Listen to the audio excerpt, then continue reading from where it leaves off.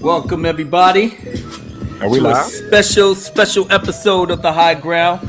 Are we? We are now at the end game where where myself and this wonderful panel that I put together is going to discuss in length George Lucas's low-key masterpiece, which is Revenge of the Sith, Episode 3. Want to give a shout out before we get to our panel guests. 19K Fox with the quick $10 super chat. Sorry I couldn't be there, brother. Have a great show, and I'll catch you on the next one. El Presidente. 19K Fox was the mainstay at the two last live streams that I did, which was celebrating the Phantom Menace and Attack of the Clones. So showing that brother love. Benzo H is in the house. Lorena Creole, what's going on, my love? All right. And we're gonna pass it around. My first guest is brand new to the channel, actually. His name is Orange Hat Reviews, and welcome aboard, Orange Hat. Talk a little bit about yourself real quick. Where you from? Where can they find you? Well, I'm on Orange Hat Reviews, the channel.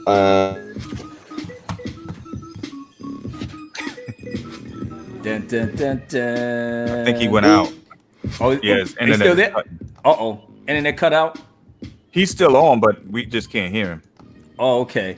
Hopefully we'll get him back. Going next is the one and only OG Star Wars, the Legends Gal, back again for round 2. What's up, you guys? Glad you guys are here, and I can't wait to review this awesome movie. My favorite one of my favorite ones, that and Return of the Jedi. Nice. And last but never least is my fellow Dark Council brother, the smoothest man on YouTube today, the one and only Lord Callus. What's up? What's up? How are you? I have to echo OG Star Wars. This is actually my favorite of the saga. Mm-hmm. So yeah, I'm happy to be here. Thank you, brother. Thank you. And Thomas Gilkey saying, "What's up? What's up?" Luke McGurk. Oh yeah, what's up, prequel party squad? You damn right. Hopefully we'll get a little bit more people coming in, but a lot of people probably hanging out with Mary, celebrating her live stream and stuff, and that's okay. You know, like I said, hopefully a lot of people might come in on a little bit on the later side. We may have another guest coming in as well. Ballet dancer, what's going on? Hello. Hey. We just lost Orange Hat Reviews. All right, getting them back right now. There he goes. Orange Hat, Sorry you here, about brother? that. Yeah, I'm back. Okay, internet acting funky. Yeah, it is. But yeah, my channel basically covers movie reviews, entertainment review, controversial stuff in entertainment. Oh, okay. Stuff like that. Gotcha. Now, I don't know about that because I don't have any wrenches in here outside of probably ballet dancer. Ballet, are you still, do you have a wrench here? She does. Okay, she does. Okay. OG has one too. I have Oh, one. she does. Oh, okay, great. Oh, wow, Jay Han. What the hell? No. Yeah, I was about to say. Yeah, Jay Han 04. How you been? I've been doing okay, man. Just about ready to get the party started. Now, as you may well know, I had 2 other live streams, which is the Phantom Menace and Attack of the Clones. That was an absolute barn burner. Brett Lerma is here. Hail Abu and the panel. Brett, good to see you, brother. Hello.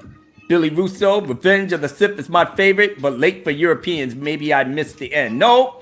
We just getting started now. And this beautiful book is the novelization of Revenge of the Sith. So even if you can't get the movie, this is something that I highly suggest you pick up and read because, Lord have mercy, some of the dialogue in there needed to be in the movie. Yes. You know? Absolutely. Oh, Absolutely. heck yes. Heck yes. But now, as it stands, let's go through the motions here. I mean, obviously, the setup of Revenge of the Sith was so freaking epic. Just by the fact that when the opening came out and then the music, John Williams music, just like boom, boom, boom, boom, boom, boom. It was like war drums. Seriously, it was almost like war drums. And then all of a sudden you saw the 2 starfighters where Anakin and Obi-Wan just came flying through, and then they show these panoramic shots of the way that they came down. Oh man, it was sick. Yeah. So I want to get each of my panel guests a chance to really recreate that scene that's in your head. I'm gonna start with OG Star Wars first. OG, that whole scene where Anakin and Obi-Wan heading towards the ship to save the Chancellor. But more specifically, what was your thoughts as you saw them just come in from out of the sky and got into the fight? Okay, so the battle above Coruscant is my absolute favorite space battle in Star Wars, like in the movies. I love it because of the details and just the sheer like music to it that John Williams did, because it brings the dramatic tenseness in it. And then also too, it shows how well Anakin's a pilot and how he helps Obi-Wan. Just everything in scene, the evolution of the starships that are there from the P to the OT is also just a great huge nod of like having the history and the lore and evolution and how well this franchise has been put together by George Lucas and his writers. So that scene there, just with them coming down and they're in the mission to save Palpatine, it's just like I said, my favorite. I sometimes get speechless about it. It's so good. Yeah. So good. Yeah. Lord Callis. Yeah, I mean, I just have to echo what she said, man. It was just such a great scene, and the Arc 170, which the clone troopers fly, that's one of my favorite fighters, just in all of Star Wars. So I just love seeing that on screen. And then they introduced us right to the Vulture droids and just the banter between Obi-Wan and Anakin and it wasn't forced, it wasn't unnatural, it was just a great, even though sometimes they got comical, it was still it never took you out of the scene, right? Where it just always felt natural. So it was just a great opening scene. It was fast paced. It was just no holds barred. Took us right there, right into the hangar, and then boom, they pop out, lightsabers open, and that was sick. Yo, it was just the one of the best opening scenes just ever. Just Orange Hat. What's your take on it? That opening scene. Well, the war drums in the beginning of that one scene where they just pan down from the crawl. It basically does emphasize this is a war. And when they showed that one long continuous shot, it was a continuous shot, man. And they actually said in the commentary, it's like, I think this is the longest continuous shot so far in cinema. But yeah, the music, the sound of it just really immersed you into it. And one of the things that I absolutely love is they did not hold back with the sound at all. You heard pretty much everything and the kitchen sink. And being in the theater when you got the Dolby it was just surround. Really beautiful. Yeah, go ahead and finish your sentence, brother. And it's like, and it was just so friggin' immersive. And one thing I learned when I saw that movie, it's the Arc 170s was kind of like a predecessor to the X-Wings, and I'm like, those look a little bit like X-Wings. Yes. Exactly. Yes, they are. Yeah, especially so on that too, I want to add to it up. as well. Sorry.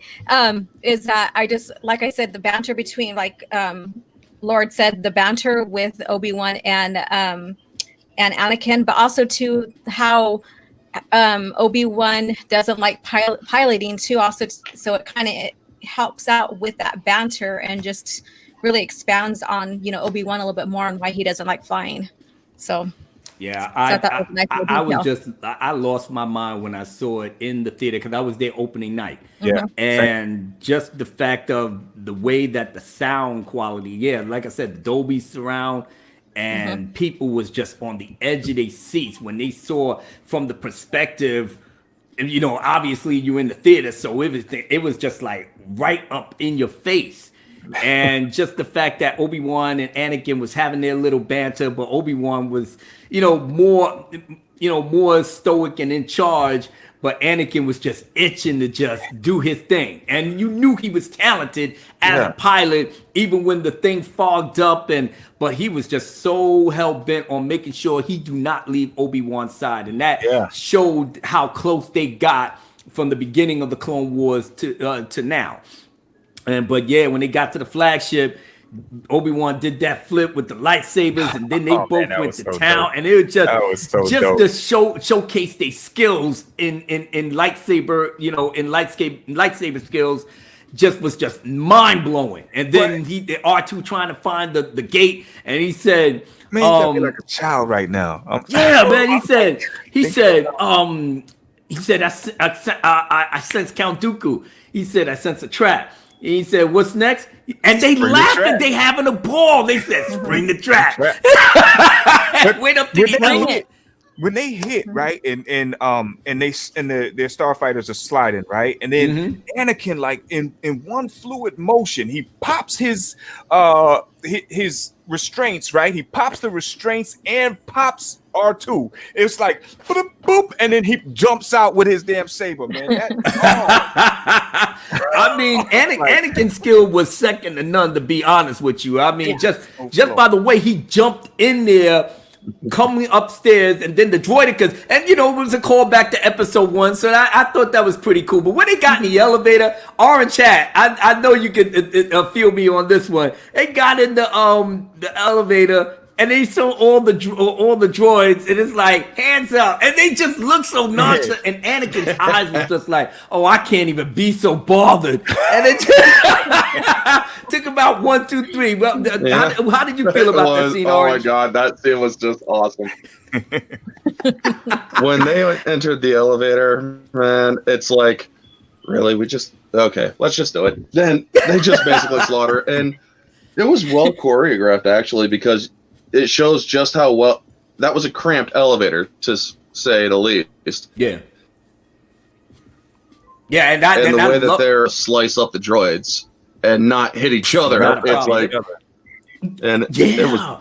Yeah. Did they tell them to hold their hands up or something like that? The droids did, and Anakin's like, "I'm not messing with you, fools. Just get out of the way." Yeah, but the look on his eyes was just like, I'm just so annoyed that you're in this elevator with 2 Master Jedis. And then afterwards, and this is one of the best parts, I mean, George Lucas really got so right the little touches that he makes in between, before the action starts, because they're sitting up there going up the elevator, and it stopped, and he say, "Did you press the button? No. Did you? No. Oh, there's one way to get out of here. Well, we don't want to get out. We want to get moving." So he's just doing this, and he gets up, and he's like, always on the move. It's just like so. It's just so natural that they could just talk to each other like their brother. They have no problem. And then Anakin gets caught out there because obviously R2 messing with the thing. So now the elevator falls. Anakin is just stuck on there. The droids come out, so hands up. I mean, that whole sequence with the elevator flight was just absolutely brilliant. I mean, some people actually said at the time when it was like, oh, some of the dialogue was clunky. I said, how? How? Especially when Anakin did that fantastic flip back, and then he came back up, got in the thing. Obi-Wan is like, oh, it's you.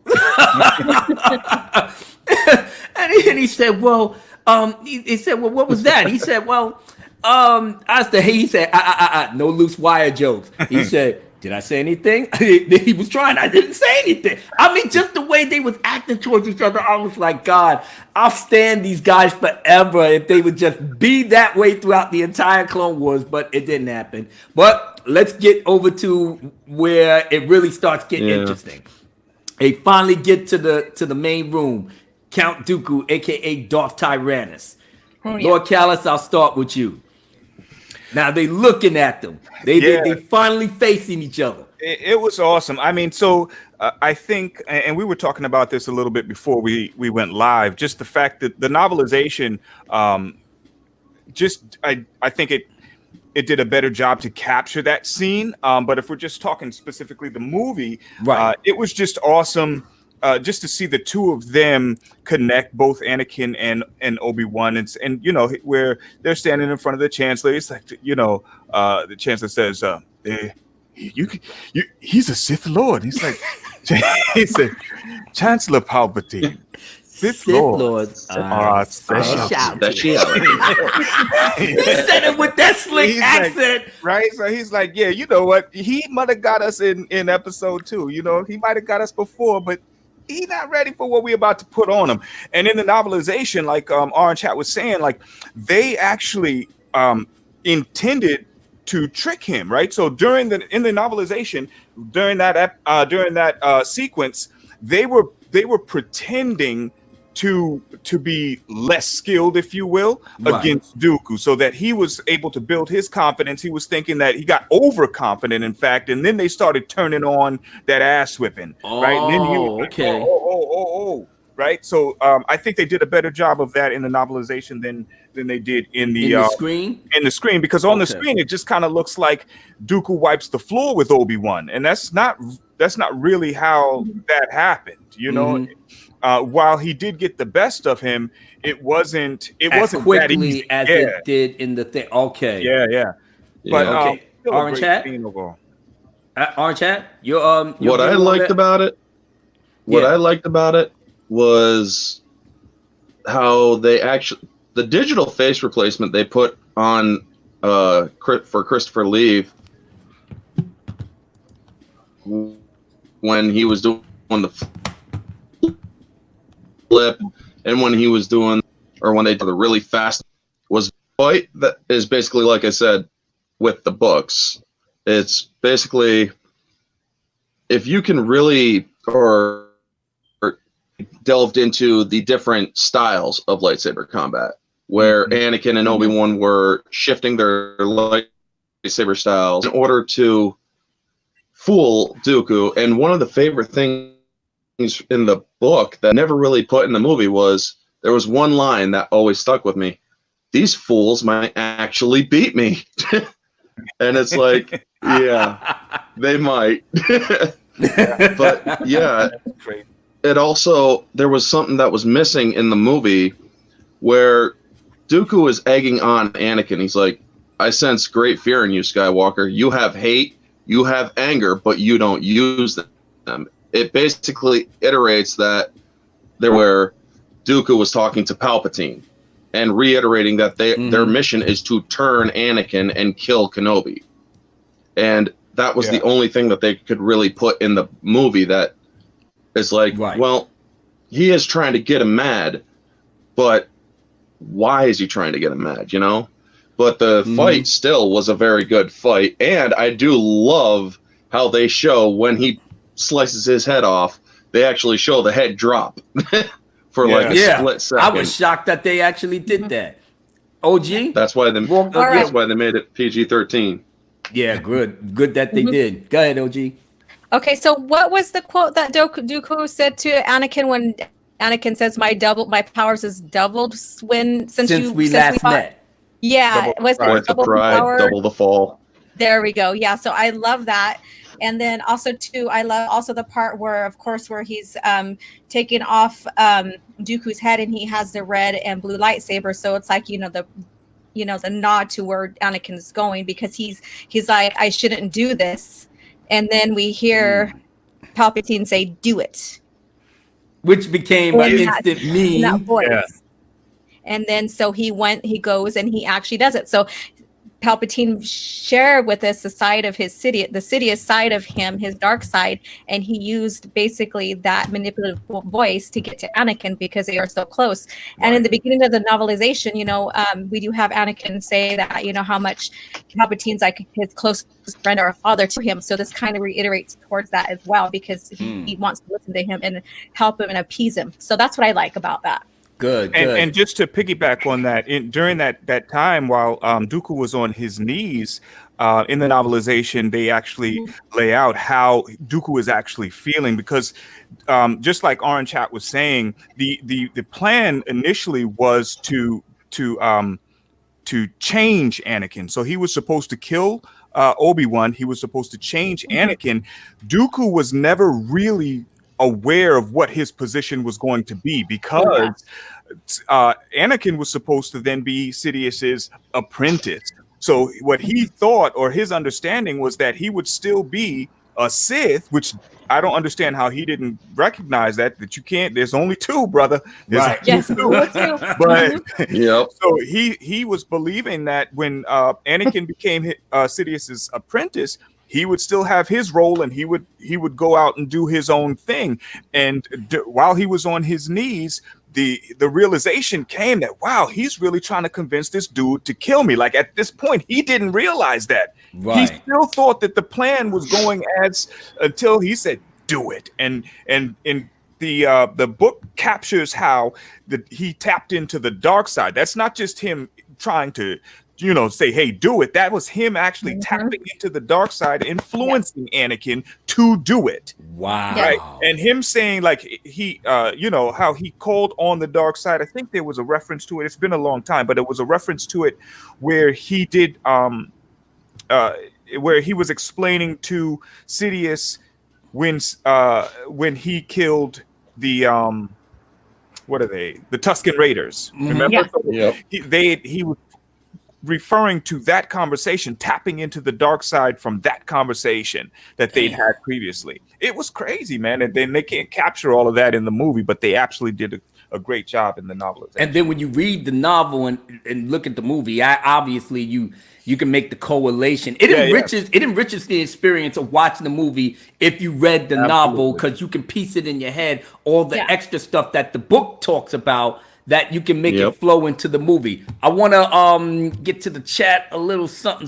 Billy Russo, E3 had a beautiful and amazing opening. Yes, sir. Billy Russo in the house. War drums. Someone new to the channel for me, Sharon Marlowe. Will there be any singing, Abu? Yes, absolutely. Absolutely. This place is going to be. Oh yeah. She must be new. So everybody in the chat will tell you, oh yeah, this is Abu's channel. There will be lots and lots of music. Lorena Creole says Anakin was ready to set it off. That he did. Thomas Connolly in the house. All right. Hail Abu Nas. Hail panel. Hail Thomas. So good to see you. Great to see you. Oh man, and let's see. Luke McGurk said, "I sense a trap. Next move, Spring." Yep, the old favorite. Ballet Dancer said, "I went to the 9 a.m. showing on Saturday during the opening weekend. It was sold out. Even at 9 o'clock in the morning, it was sold out. Yeah, they was not playing." Jay Han, oh yeah, whoop that ass. Of course. Just trying to get everything up to speed. Lorena Creole said, what I really love about Revenge of the Sith was the grooming Palpatine did with Anakin. He just kept ratcheting it up through the whole movie. Yes. Expected, but McDermott and Christensen acted it out masterfully. Yep. Yes. Clear Floss Construction said, damn, fire me up to watch it again. Yeah, brother, I didn't even watch it. I've been working the panel. The panel already watched the movie. I didn't do nothing but write the song mostly all day, and I was on Ryan Kimmel's live stream doing my release the Snyder Cut thing. I didn't get to watch it today though. Oh, you didn't? Oh, so you with me? I was writing my Mandalorian reviews, man. Oh, okay. I watched it 2 days ago, so yeah. Yeah, I still got to watch it, but seeing from some of the responses the people has, it's like the Mandalorian is like, wah. So I'm like, all right, I'm gonna take my time. Jack JW Productions, what's up, Abu Nas? Yo, what's up, Jack? So good to see you, brother. Hail, Jack. Hail the chat. We also have Grobnob, the troll, the force is strong, and Count Dracula. Oh, I mean Dooku. Right now, he's Count Dooku in that here. That kid knows Perp Minded in the house. Lee. Perp Minded says, "Yerp, Abu and King Callis." Yes, King Callis is in the building. We got Avi Visman. Hello, everybody. Respect the prequels. Yes, sir. Thank you for coming on by. Let's see who else is in the house. Of course, gotta say the proper word. Do it. The social introvert in the house. What's going on, brother? R. Duke. Do it. See, even the Revenge of the Sith brings out masterful memes. 567 Revenge of the Sith is a masterpiece. Yes, it is. It's a low-key masterpiece that George Lucas made. Vlad Riot, hello Abu Nas, hello Vlad, so good to see you here. And once again, Grobnob the Troll says, Chris Lee, I own the laser disc of Funny Man. Oh, okay. My man doing his thing, Billy Russo. Do it. Shoot, I pretty much anytime I say do it, I gotta say it with that accent, right? So basically after he killed Count Dooku, and that was his first murder. But they got through, all the little shenanigans through the ship. Whose first murder? Yeah, Anakin. Nah. No, that was in the book. second one. Yeah, That's they right. basically but you know explain what? it. No, Oh, I'm sorry, Orange Hat. Go ahead. They actually, or in the book, Dooku thought that if they actually did get the best of him, Sidious would step in. But when he was on his knees, he finally realized everything I had envisioned, it was not going to happen. And the only reason why I'm here is to basically be the first cold-blooded murder victim of Anakin Skywalker. Right. But it's not exactly true because Anakin slaughtered those Tusken Raiders in cold blood. That he did, but that was more of an emotional response to his mother being killed. I wouldn't say that was cold-blooded. That was just something. Yeah. It was a reaction where it's like, I watched my mother die at the hands of these people. So in his head, he snapped.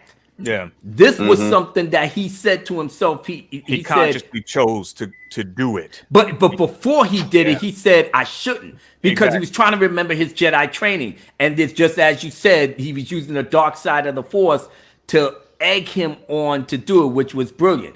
Yeah. So after all of that, they get through and get captured by General Grievous. And Grievous, to me, was really fleshed out more in the Clone Wars. But before that, we didn't know too much about Grievous. But I went along with it. I mean, being that it was 2005. If you read the one that even came out, what is the one that came out before the Clone Wars? Oh yeah, the cartoon, the animated one. Yeah, the Tarkos. What's his name? I can't even pronounce his last name. Yeah, Genji. The guy who did Samurai Jack. I have both of the collections, both of the. Well, yeah, not only the two animated, because those do a great job of showing us why Dooku has that cough, when Mace crushed his stomach, or his chest. But there was one of the I think it's Labyrinth of Evil, not Labyrinth of Evil. It's Gandhi Tartakovsky. Okay. Yeah, one of the novelizations right before Revenge of the Sith came out. You get a little bit of it. That's where we understand that it wasn't that it was Sidious's plan for him to come in and kidnap him. Right. We got a little bit of a taste of Grievous prior to the Revenge of the Sith. But Tartakovsky basically showed us the first time how Grievous got that cough. You remember Orange Hat? If you saw it? I do. I remember the cartoon. Basically, he had Palpatine up the ramp, but then Window arrives and he's like, nope, force, and he just force crushes his chip. That is awesome right there, man. I have both seasons, amazing. But he just uses the force crush and it's like, oh shit. And he's just like, it's like, oh damn, he just seriously compromised him. But he still did his thing though. Had Obi-Wan and Anakin captured, but I think they was trying to buy some time, and then they finally got away, and they fought the metal guys, in which I guess at the time in 2005, man, that was just something I ain't never seen before, and I was just blown away. I mean, obviously they were digitally, added in, so the choreograph, but they still did it good, man. And they just took care of them, and they got away from the ship, and they crash landed, and that whole sequence was just marvelous. Just the way that they was coming into the atmosphere, and obviously Anakin's skills as a pilot was on full display So they finally crashed the ship, and Obi-Wan was like another happy landing. But the key thing here, and I wanted to, now I'm just making the segue to an important scene right here. They get to the Chancellor, and Anakin and Obi-Wan go back in a little playful banter. It's like, "You're not coming, Master?" And he's like, "Nah, I gotta go and report to the council." But they just seem so happy to be around each other. And it was like, all right, well, never mind, saving your skin for the ninth time. And he said something about 8th time or something. And he's like, that thing in Canto no Moria. He said 10th time. 10th time, yeah. 10th time. And he's like, 9th time. Yeah. And then he flew away. But once he saw the woman of his dreams, that is what it all changed.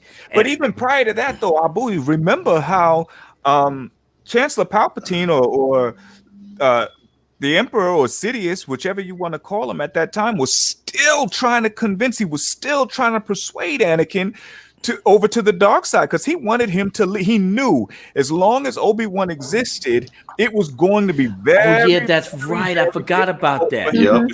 To change him. So he wanted him to leave him. He's like, leave him, bro. And then that's when Anakin at the very first thought was like, I don't like this man very much, because he knew he wasn't going to leave his master. And he did say his fate will be the same as ours. Exactly. Old ass line. And the truth is, they actually were, all of them. They all died on a Death Star.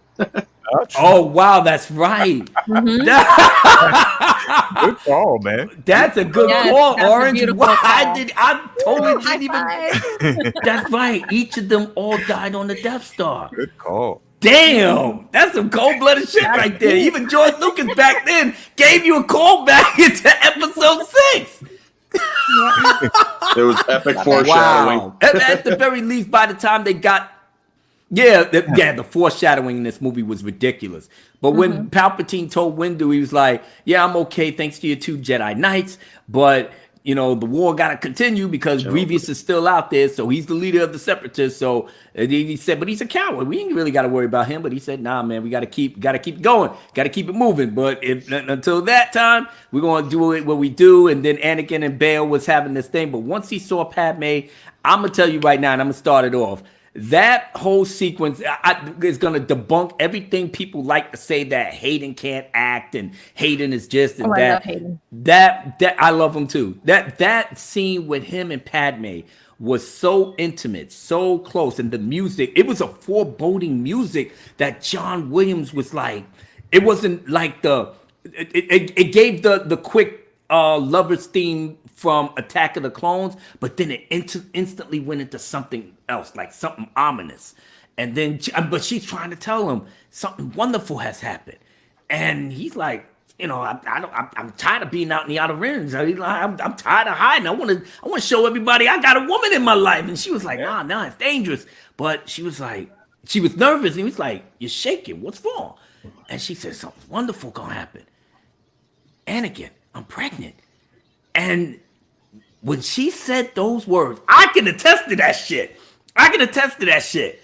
When she said, "I'm pregnant," you look in Hayden's face. His facial expression conveyed so much emotion, so much dialogue. He went from like shock to anxiety to uncertainty to happiness in a span of 10 seconds. And then the way his speech was like, that's what it was like. I literally went through that with my oldest daughter's mother. I literally she yelling on the phone with me about some chick, and I'm sitting up there like, what are you talking about? Ain't nobody wanting her and this, that, whatever, even though we knew each other, but she yelling at me, and I'm like, look, I ain't got time for your nonsense. And then all of a sudden she just blurted, the test is positive. I'm pregnant. I'm like, now I'm sitting on the steps I'm looking at the phone like, now I'm 19. So I'm sitting up there like,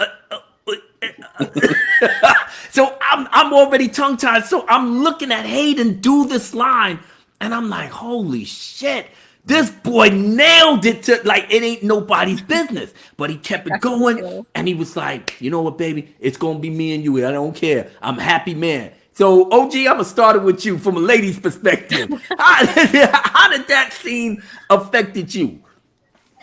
Okay, so I agree with Hayden's expressions. Like it went from excitement or from fear, anxiety, attachment, to excitement. Like, what the hell are we gonna do? Kind of situation to where he has to confirm this, like with Padme, because he doesn't want to disappoint her at all. But he, so he has all that factors lying on him, and you can just feel that tense, and it's quiet there. And that's what I like about George's Star Wars is that you have those quiet moments in Star Wars, and so the songs are the scores maybe very, very low or not even there. And if it's there, it's very, very soft and quiet for the tone, which this really needed that. And for Padme, on a woman's point of view, she's excited. It sounds like she wants just to go ahead and say, okay, let's just drop everything and just be with each other. I'm pregnant kind of deal.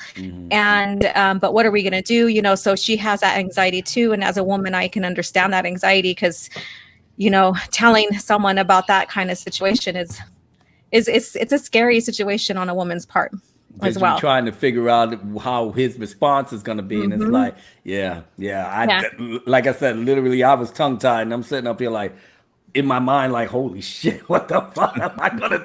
And then when you look at her, how she's dressed and stuff, and she's has similar like Leia buns, and I forgot who said it in the chat, but she has a similar it's like a premonition Leia buns, even though they're not made, they look more like Hopi native buns, Indian buns. If you see the Hopi culture, they come out and mushroom out like that. Oh, really? I didn't know that. Nice. Yeah. So George played a lot with a lot of human races when it came to Padme. So if you didn't notice, she wore like, Chinese, nod back to Chinese people, Japanese, Native American. So you see all that, and it just mirrored the human race on our world, even though they didn't really have a race recognition in for the human race there. Right. And it was basic. Basic was like the human. They were human. They were human. Yeah, everybody was human. Human, and the English was basic. Exactly. Okay.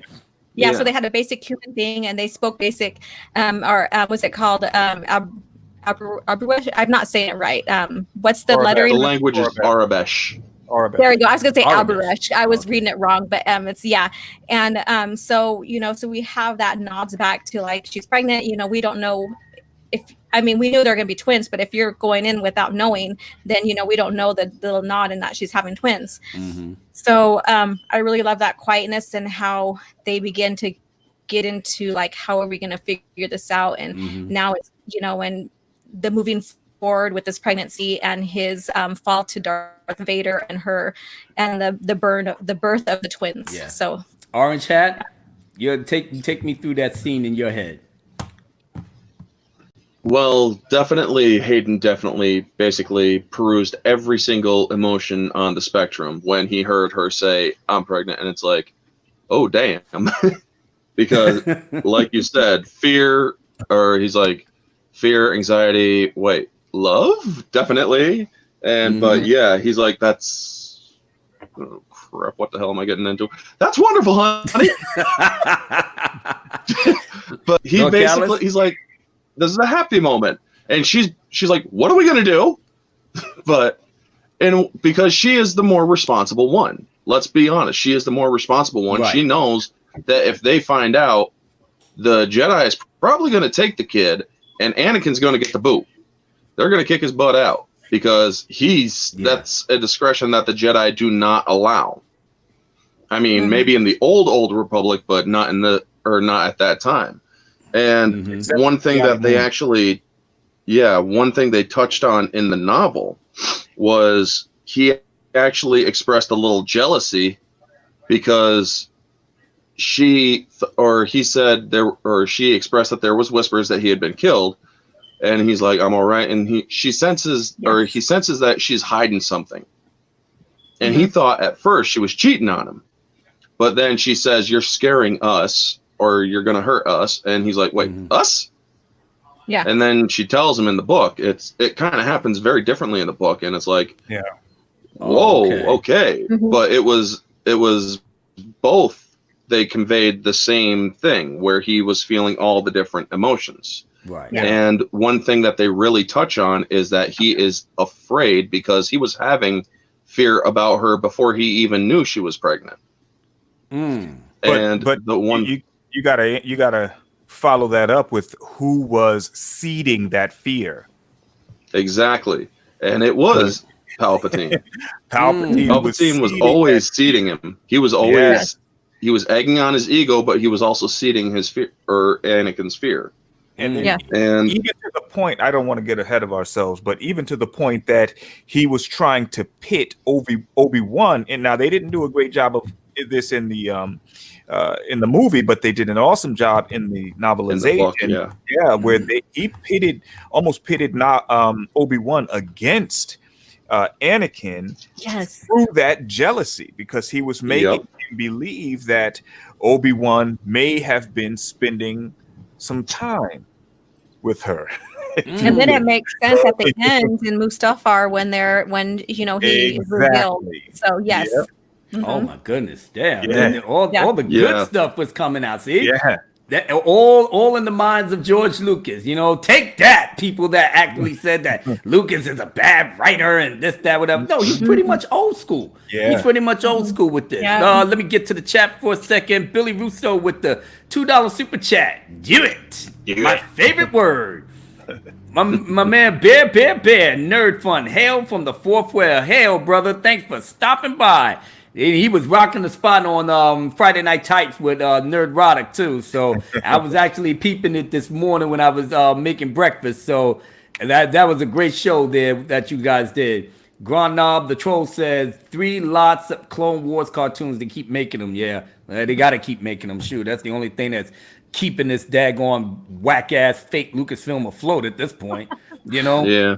Luke McGurk said that business on Captain Nemoya doesn't count. Yes. And that was in the Labyrinth of Evil. That's right. That was in the novel. Yeah. Darth Wacko in the house.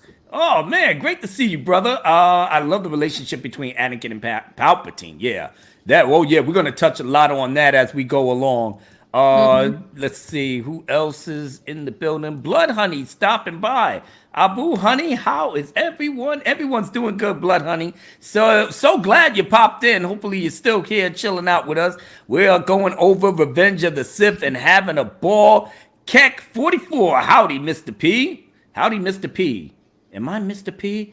I should be Mr. A or Mr. N, A-N. But either way, howdy, brother. It's so Mr. good President. to see you. Mr. President. See, Mr. President. That's how you know there you go. Old. I'm even forgetting my own tag name. You have so many now. I know. I have to, man. I got so many damn haters running around here. Sith Lord didn't think he was bad. Thought he did a decent job. Well, I really liked the way Hayden handled himself with the dialogue, even though some of it was cheeky at times. But like I said, he did what he could with what he had. But he really shined in Revenge of the Sith with the dialogue here. Yeah, Darth Wacko said Hayden was better in Sith than in Clones. Yeah, I like I said, I can tolerate clones too. I mean, I only looked at it from the standpoint of how George Lucas said how he saw himself writing it, just like in the style of the 40s and the 50s and how people, acted and talked to each other back then. So that's how I was able to tolerate it. I said, okay, he's not talking like it was 2002. He was talking like he was in the 40s. So that's the maker's decision that how he wants to have his characters. I'll go with it, Toxic Masculinity says, things. Darth Vader, who's your daddy? Goddamn. Yes, sir. Yes, sir. Yes, sir. Anybody else? Soul Assassins in the house? All right, getting it in with the chat. Absolutely. Lily Patton. All right, in the house. Hey, Mr. President. Hey, Lily. Good to see you and glad that you stopped by. Hopefully you're still chilling with us. We are really going through the gauntlet here. Oh, the Vlad Riot OG is fishing for a raise. Fishing for a raise? She already got a raise. She's part of the top 10 right here in terms of the law. And speaking of which, I don't know which way I'm pointing. And speaking of which, getting past that scene, and just as Lord Calla said, all the seeds of his fear and his jealousy and everything that Anakin be feeling, that it starts to come to the surface. But that dream he has, that Padme is crying, and then his baby. No, Padme is crying, and a baby is crying, and that touches on his ability to foresee the future, and it scared him, to the extent that The last time he had that type of dream, he lost his mother. So that's exactly where his mind went.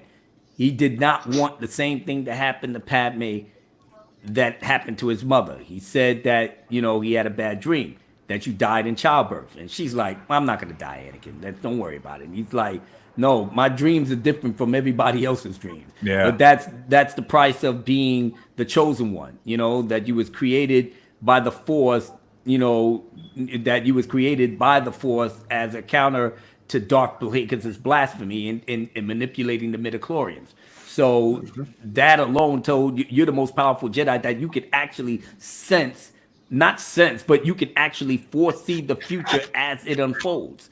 Well, there were other Jedis that could do that. It was just that anytime that premonitions were looked down upon from the Jedi, because just like Yoda always says, always in motion the future is. Right. So when the Force mystics from back in the days used to try to predict the future, and they used to even have many prophecies. There's more prophecies than just the chosen one. Right. That was looked down upon because you could set into motion what you're seeing today, or you could have an opposite effect on it. It's how you respond today that can affect what is going to happen in the future. And so that's why Yoda always tried to tell him, listen, relax, just let it be, live in the present and let it pan out, because you don't know if that's going to happen. That's one of many possible futures that could happen. And then but Anakin was hasty in his trying to make it happen, because just like you said, he knew what happened to his mother, and that happened, or he believed that happened as a result of him waiting. And so because he believed if he would have moved sooner, he could have helped her sooner, that's why he wanted to make sure that he didn't do that same thing for Padme. He needed to act now. Yeah, and I wanted to touch on that scene with Yoda. Orange Hat, walk me through this. When he went to go see Yoda to get advice, because that was the first stop he made. Yep. And in your head, walk me through that scene. One thing that he actually does, or Yoda actually, basically, he's like, premonitions, well, these are in the books, they're a gift from the Force, but they can also be a curse. And he then asks him about it, and he's like, they're suffering, death, and whatnot. And he's like, somebody close to you? Yes. You got to be careful, because attachment leads to the dark side. He's continuously warning him about the dangers of the dark side. Mm-hmm. And that really told me that Yoda may know a little bit more than what everybody else is letting on. He doesn't know that Anakin is intimate with Padme, right? But he knows that there is something there with Padme, because he's not. I mean, Yoda is very wise. Let's face it. He is one of the wisest Jedi in the Order. Preach. For a reason. And it's like, you honestly think he wouldn't have an inkling of something going on? So yeah, he's trying to tell Anakin, you have to let go of your worries, and Anakin actually remembers something that he heard in a lesson. Often when you try to prevent something, the path you take is what leads to it. And that is basically what happens in the movie. He was trying to prevent her death, but instead he actually led straight to it. OG Star Wars, that scene to you in terms of how it was played out with Yoda and Anakin. Yes. Okay, so yeah, I agree with Orange Hat. Yoda basically, he's been a Jedi and Grand Master now for like probably 700 plus years. Considering we don't know his species age range. We're kind of learning now, but we're not talking Disney. But anyways. So Yoda. We'll not he on that dropped one. 850 at that point, because remember, Return of the Sith, he said, when Return of the Jedi is when he said, when 900 years old you reach, look as good as you will not. So, and then he also said, for over 800 years, I have trained Jedi. My own counsel I'll keep on whom you should be trained. Exactly. He's like schooling him. He's like, Luke, sit down now, please. Like, yep, sick kid. But he's like, I dealt with your dad. I'm not dealing with you. No. My own counsel will I keep. Yeah, Right. so I'm like what I was crazy. getting at with my point is that, you know, we don't know Yoda's species, so we don't know exactly his age when he was indoctrinated into the Jedi Order. Right, However, he's been so long, and he's trained countless Jedi and experienced countless like peacetime, wartime kind of situations. So he has that. And what amazes me is that he talks about attachment, but then when you look at the Jedi of the old prior to this, they had families, they had attachment and all this other stuff. And so I'm not quite adversed with if Yoda's seen that era or it was right before him. So that kind of fascinates me with the attachment thing, because then we go, and I'm going to go ahead and go past Revenge of the Sith a little bit. We get Luke in the New Jedi Order, and you know, he clearly, you know, kind of fixes that attachment thing and allows families in the different age ranges to be trained. And then we get to with Jason Solo, with him still saying the same thing Yoda says about, you know, the Force is always in motion, we can't change it. And that's when we see Jay start going hiatus. And so that's reminiscence to what is said in Revenge of the Sith, and that you can go and flow walk, or you can go and see the future and try to change it, but it's always in motion and it will go and correct itself. And not to get off point, but you just brought up my favorite series. So Mine too. That's my favorite series too. but that The just, it same just here. blew my mind that Jason, you know, because his whole point was to save his daughter. You know, he saw two different futures. One where his daughter was sitting on the throne, right, as the queen, Yes. and then one where she was sitting on the throne dark. But he was what his actions determined the difference to where she would be, light or dark. And he saw that he needed to make that sacrifice in order to keep her on the light side. Like that was oh, I love that series. Wasn't Crate by his side, Darth Crate, and that's what he wanted to change too? Yes.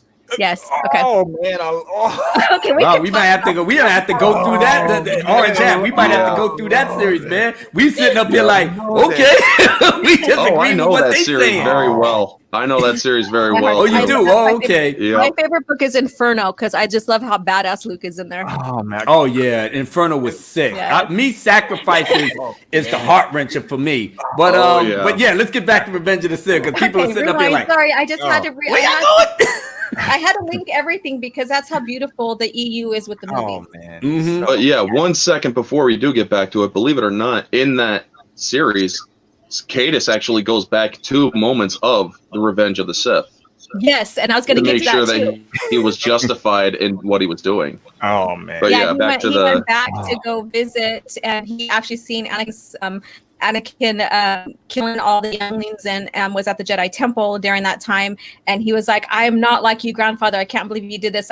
My path is not going to be your path," kind of thing.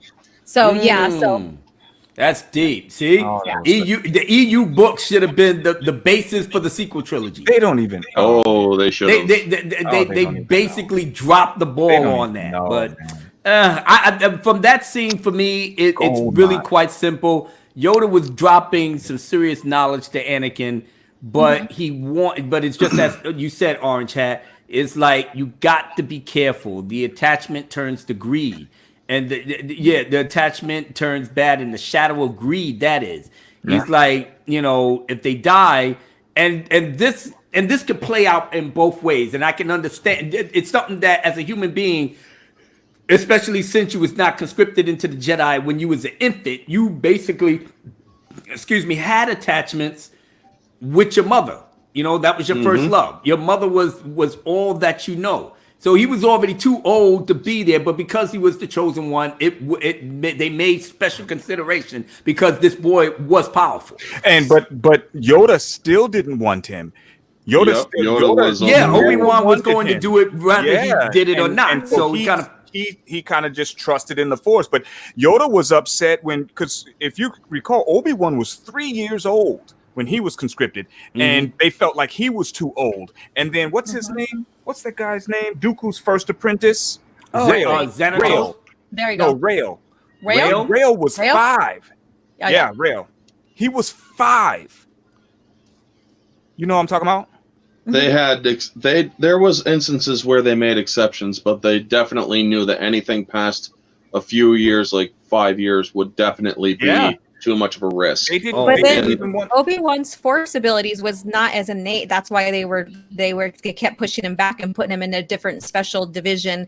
But Qui-Gon's the one that's seen him, like really seen him, and it's like, I'm going to take him. Just like he really seen Anakin, and he wanted to take him, and Yeah, he saw the potential. Well. Okay.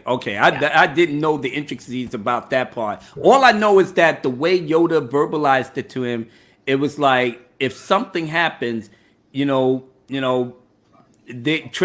rejoice in their transformation in the Force. Yeah. Warn them, do not. Miss them, do not. It's like attachment is the key.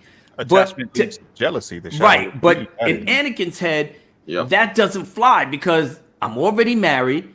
That's my wife. I can't just shut it off just like that. Exactly. And he couldn't tell Yoda that I'm married to the senator. So, but in my head, it's like, I can't not bring myself because I didn't do that with my mother. So I'm not going to do that with my wife who's carrying my child that I'm afraid I may lose them both. So it just seemed like he didn't get what he wanted from Yoda, even though in a roundabout way, Yoda was right. You have to train yourself to let go all that you fear to lose. That was the key line. Let go all that you fear to lose, because if you did, your emotions would not allow you to take you to the path that you eventually went. Because what he doesn't even understand really is that he's the one that put himself in that position. Had he been following the Jedi, tradition, he wouldn't have been married. In which case, he wouldn't have had, put himself in this situation with Padme because. That was self-inflicted. So he at that point, he was too far down that road. Well, in a way, I actually will disagree with that, because who was the person who put Anakin and Padme on a collision course? It was Palpatine. He knew that when Obi-Wan was be given an assignment to protect her, well, who's Obi-Wan's apprentice at the time? Anakin. So he manipulated that masterfully. Oh yeah, because in Attack of the Clones, he did you guys say. Have to remember, he loved her from the moment he met her. He loved her from that the is very moment true. that he met her.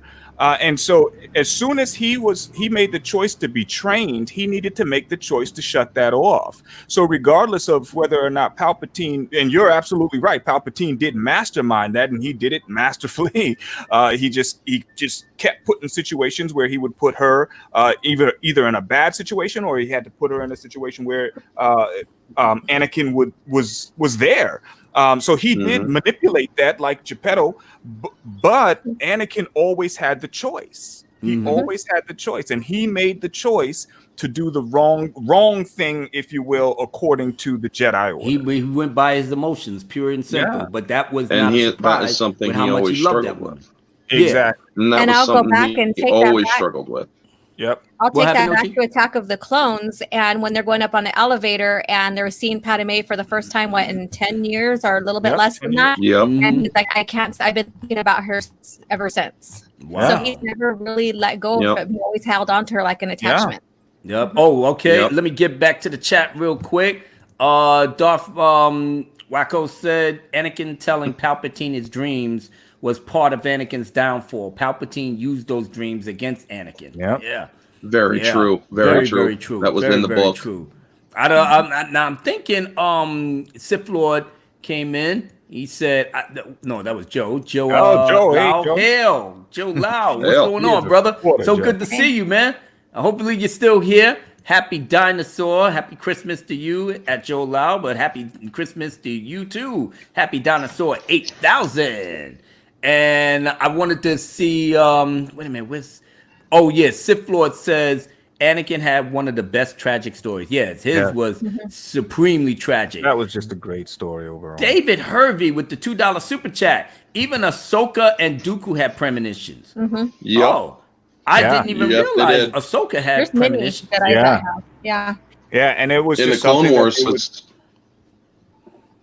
They played on it in the Clone Wars where she was having premonitions of Padme being assassinated by Aurra Singh.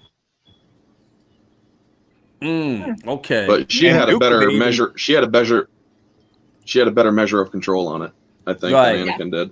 Christy's in the house. She says, "What? I have a wrench." Yes, you do, Christy. You're part of the executive management team. Hell yeah.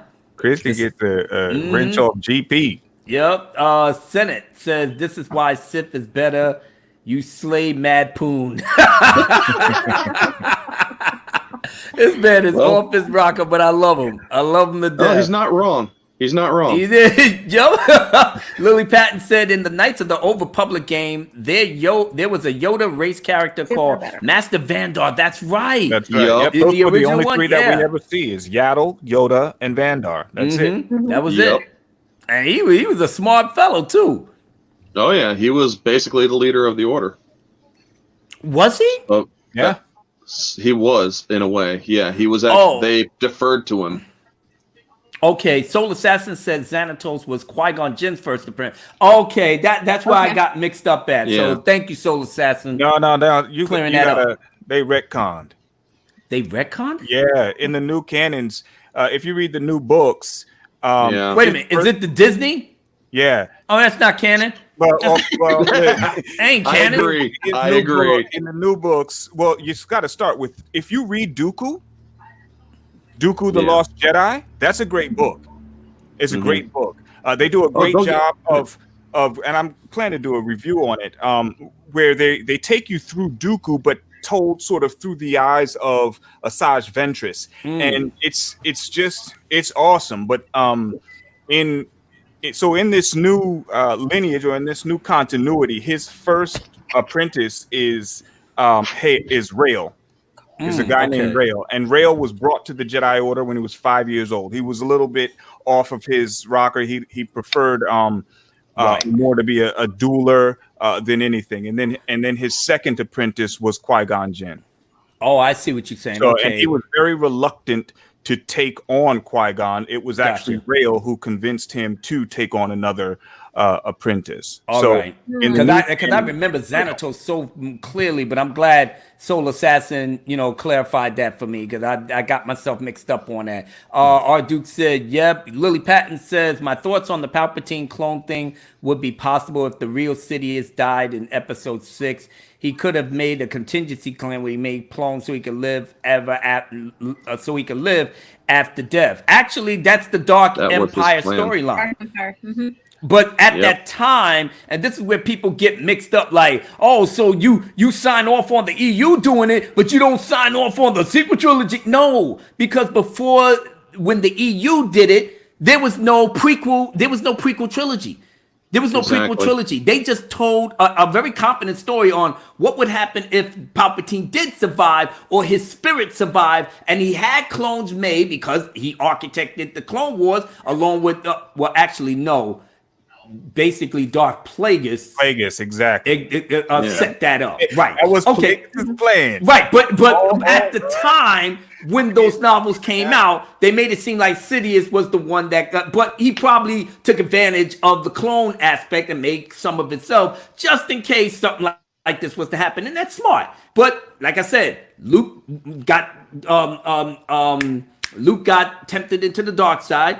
He underestimated Palpatine's abilities to seduce. He got caught out there. He almost was lost forever if it wasn't for Leia coming to bring him back from the brink. And then between him and Leia, they fought Palpatine and killed him for good. That was the Dark Empire storyline that came out in sometime in either late 80s or early 90s. It was one of those. But I know it came out way before the prequels was even thought of. So that has been a staple in the Star Wars EU canon like forever. So J.J. Abrams figured, I ain't got a creative bone in my body, so let's just see what we can put together just to get us past this nonsense so I can go to Warner Brothers and get more money and I can leave this nonsense behind. I know, I'll piggyback on the Dark Empire thing, so that way that would give me an excuse to bring back Palpatine because, Leader Snoke was supposed to be the antagonist of all 3 films. So after Rian Johnson did what he did, nobody talks about Snoke anymore. But you gotta have a big bad guy. You can't have General Hux, who's my dude that turned into a bottom bitch. You can't have Evo Kylo as the big baddie because nobody's ain't scared of this motherfucker. Shit, there's the Reyes up just slapping them down and all that. So who else do you got? Let's bring back old Papa Palpatine, and that's how they did it. So instead of having Luke and Leia fight in the end to take out Palpatine, they switched it with Mary Sue Ray and her lover brother. From having Luke and Leia fighting. Let's not. I know. Well, anyway, past all of that, I know. Yeah, it was a great series of novels that had a beautiful ending that took Palpatine out for good, and that's how Luke said to himself, I got to be careful, and I got to be on my game, and I got to study more, and that was just a beautiful segue. Vase Productions in the house. Episode 3 book was the best Star Wars. James Clark artist. Hey, so good to see you, brother. Because I knew you was doing your painting thing. I saw one of your tweets behind that. So hopefully everything's going good on that. And DJ Odyssey in the house. Greetings, all. Greetings, DJ Odyssey. How you so doing, good DJ? that you came back. Hanging out with us. Vase Productions explains much better Anakin's fall and why he did what he did and why he was so obsessed with the title of Master. Yeah. Oh yeah. That whole thing is definitely going to play out in a second. Vlad Wyatt said, "See, this is why come my panel is so badass. It makes people want to get out and watch either Phantom Menace and Revenge of the Sith right now. I tell you, as a matter of fact." We need to take a small break right here, but I wanted to get to. Wait a minute, there was one more going up because I didn't want to miss it. Okay, I think I missed it. No, it didn't. Alrighty, here we go. $5 super chat from It's a Vase Productions. Dude, Palpatine had manipulated Anakin literally since his inception. By his inception, ultimate mastermind. Well, I have to disagree with that, brother. Disney. Yeah, that's the Disney nonsense. Disney nonsense is not canon in the real Star Wars world. The real Star Wars world says that Anakin was conceived by the Force itself as a counterattack to Darth Plagueis' blasphemy when he basically took control of the midichlorians to make the midichlorians do his bidding. So the Force struck back. And that was Anakin. That's why Darth Plagueis panicked when he saw Anakin on the ship when they was getting ready to head to Naboo during the Phantom Menace. And he panicked because he saw the end of the Sith line through him. And he tried to tell Palpatine, but he already knew that boy had to die. He tried to tell Palpatine, but Palpatine was like, listen, man, I'm trying to, make moves in the Senate right here. So I don't know what you're talking about, but we'll get back to that at a later time. So, but speaking to be fair, sorry if I may interject once. Oh, yes. To be fair, believe it or not, Lucas actually had the script. It was a script change to where Palpatine tells Anakin, I was the one that manipulated the midichlorians to bring you into life. Now, I am glad that never became what it did because it made way for the Plagueis novel and that continuity, right? Because would have made Matthew Stover's thing came out before that. But to be honest, Darth Plagueis' one is best because Palpatine had to learn from somebody, and if he's talking about he the one that manipulated the midichlorians, then that means there was no reason for him because he had to learn that from somebody, and that was Darth Plagueis. So I would say that. In retrospect, because we have the Darth Plagueis novel, Palpatine was lying to him because he wasn't the one. It was his master, Darth Plagueis, because Darth Plagueis had the writings to prove it, and Palpatine studied that. It was the Force that created him. Yeah, it was the Force that created him. I will forever believe that it was exactly so. Right, that's all it is. The two of their machinations, what they were doing as they were trying to manipulate the Force, and they forced it. There was a fundamental shift from a balanced Force to a dark side, and at that same moment, boom, there was a change, a complete, and that was the birth or the inception of Anakin Skywalker. And it's this Vader novel. Which one is it? It's not novel, but comic. I don't remember. It's one of these two that you need to get the comics. Yeah, you say Ain't that? It's not that Disney nonsense, is it? Yeah, this is the one. It's one of these two. I have to open it to see it. That's the Disney nonsense. That's the Disney one where it shows Palpatine in the scene. But the reason why I don't subscribe to that, saying that Anakin was actually his birth was manipulated by Palpatine is because when that scene comes up in the comic, Shmi is pregnant. So you can say that he at that point was manipulating him. Maybe he was influencing him. Maybe he was using the dark side to influence his behaviors before he was even born, but he did not. He was not the cause of her pregnancy. Even in those comics, she's already pregnant when you see Palpatine. Right. Well, since I don't subscribe to the Marvel Disney books anyway, you burn them books, brother. It's useless. It's useless knowledge. I read everything. You gain nothing from it by burning it and getting eaten out. I research, but I don't read everything. So you're a little bit ahead of me on that, Lord Callis. But yeah, Plagueis novel, I think it's chapter 29, but the chapter or the section part of it, it's called The Force Strikes Back. And that's where it tells you, like, explains everything with Anakin and how the Force created him and how Plagueis was in fear. Basically, he was in fear about learning about Anakin. Palpatine couldn't understand because he found a menace. He passed by Anakin, didn't even sense him in the Force, didn't even know who he was. Both of them did not know who he was. But the Force countered Plagueis and them from manipulating the Force, and the midichlorians trying all that. And speaking of Phantom Menace, we're going to take a quick break as we end the hour. We're going to do a quick recap of our two former films that we did live streams from, because I'm doing this as a little tradition to keep everybody up to date. And speaking of Phantom Menace, that's where we're going to start off with. So everybody, ladies and gentlemen, get your dancing shoes on, because it's about to get crazy up in here with Phantom Menace. So get what? 1, 2, 3. Let's do it.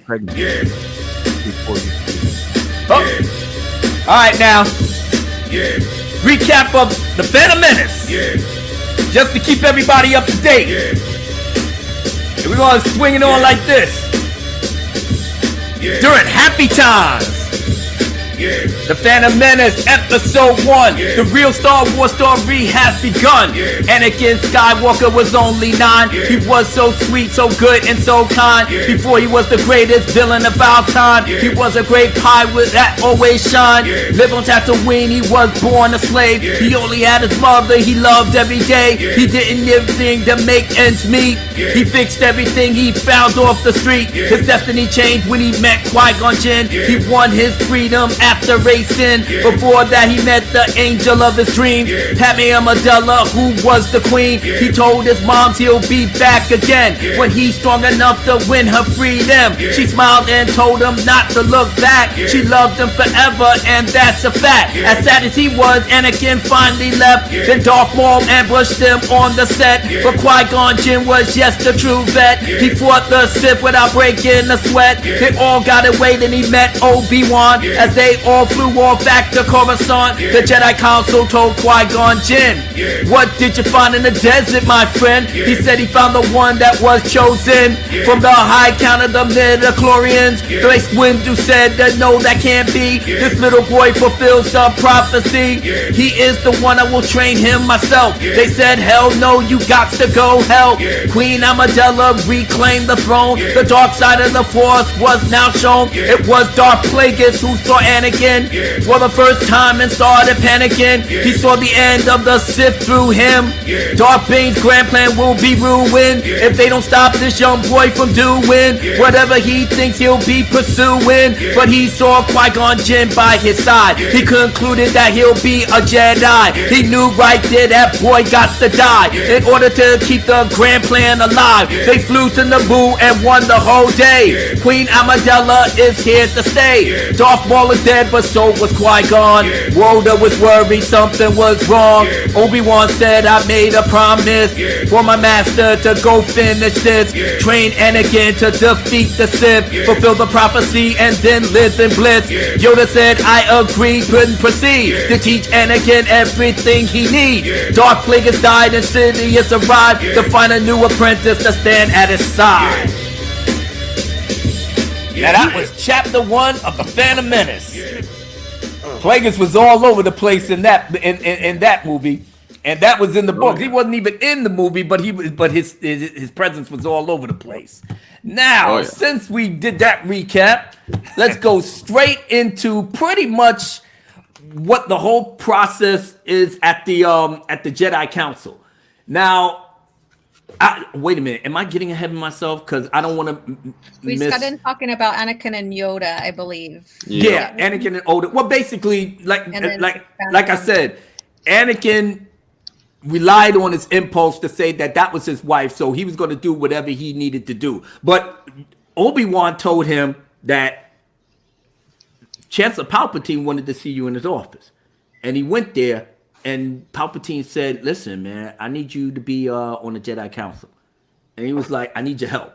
Huh? He didn't know what he was doing. He was like, what? Yeah, man, I need you to be on the Jedi Council because, there may be some funny business going on. So I'm the Chancellor, man. Every time I ask a question, Yoda I can't tell you we can't. And, Mace Windu said, up yours. And I don't need all of that. I'm the Chancellor. I need some answers. So I need your help to go there, tell these dudes that you're my representative on the Jedi Council.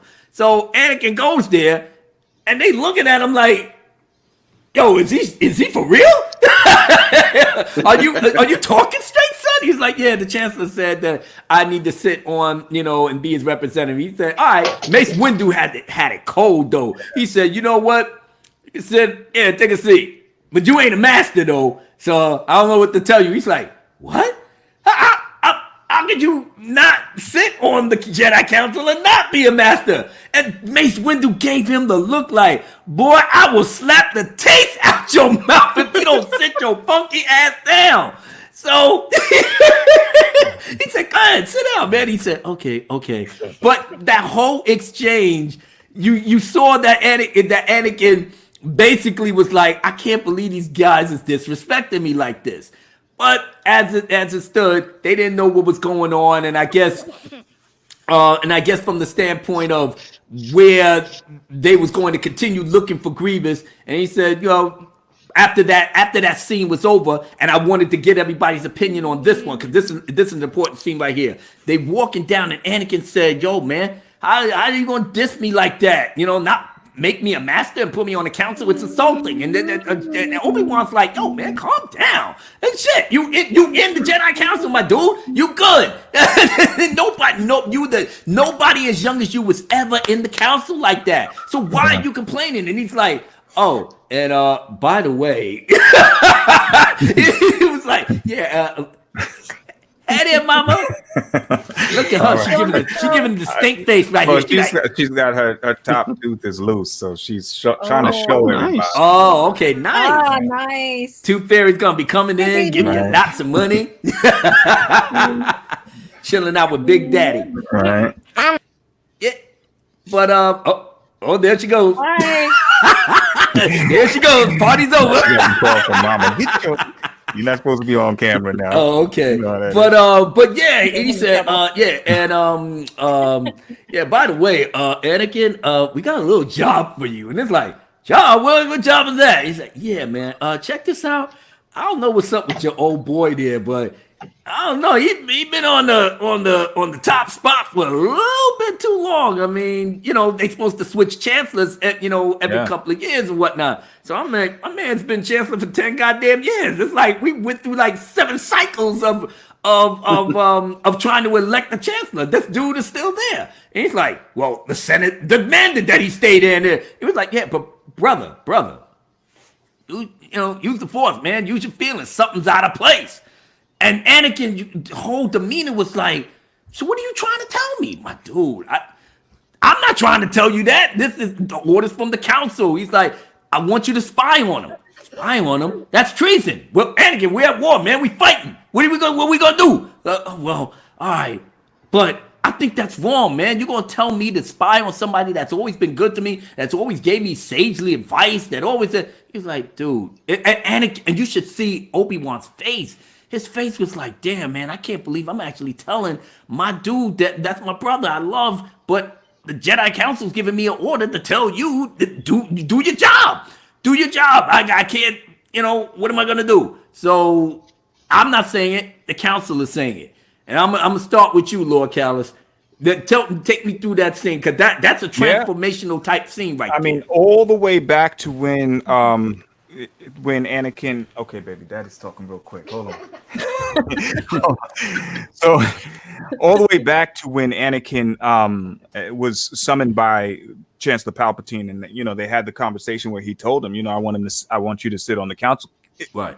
Anakin he just completely misunderstood his the intentions, right? So just like you said, his thought process was that, all I've wanted was to be a master, and now I'm getting to skip that process. He's appointing me to the council, and so he had a misunderstanding. Like he thought that the Chancellor had that power, when in fact the Jedi govern themselves. They're not an official part of the government. They he can't make that choice for them, and that's why Mace and Yoda's hold up, bro. No. You be on this, and the bottom line is had they not suspected Palpatine, they wouldn't have even considered it.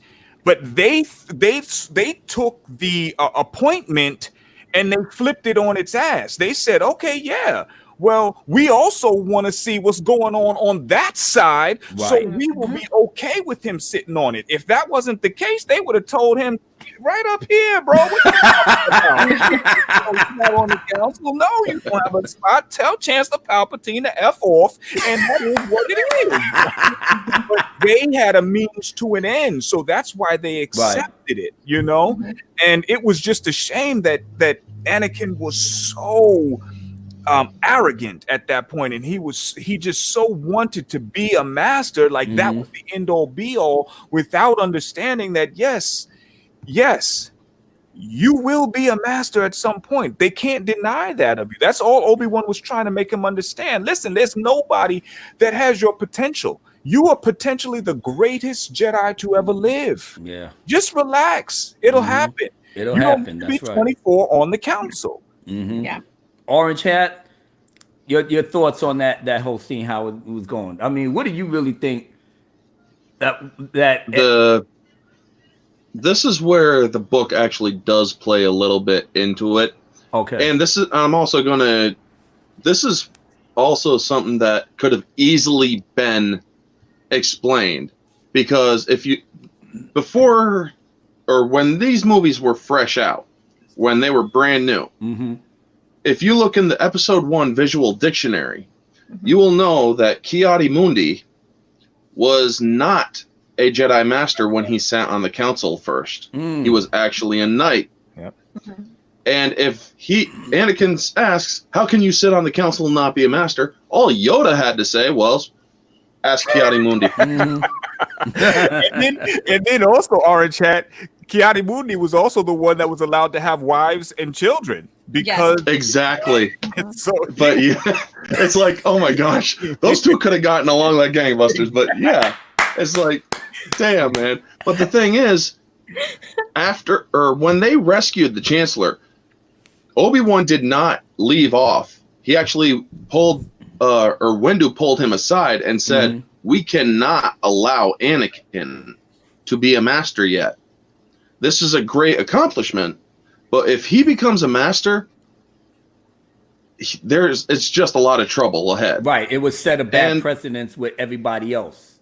Exactly. I mean, him being knighted was already of controversy in the Clone Wars, because he didn't pass his trials, but they felt that the war itself was the trials. Right, exactly. And that made sense. That's why they needed all hands on deck.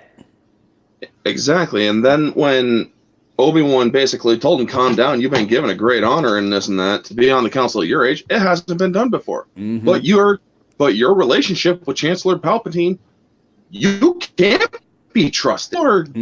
Or this, he has been doing things that has been hurting the Jedi, and you are too chummy with him, basically.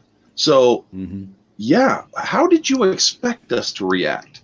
How did you the position we were put in? How did you think we were going to take it? We're not going to just take a fist up the ass. I'm sorry, we're not.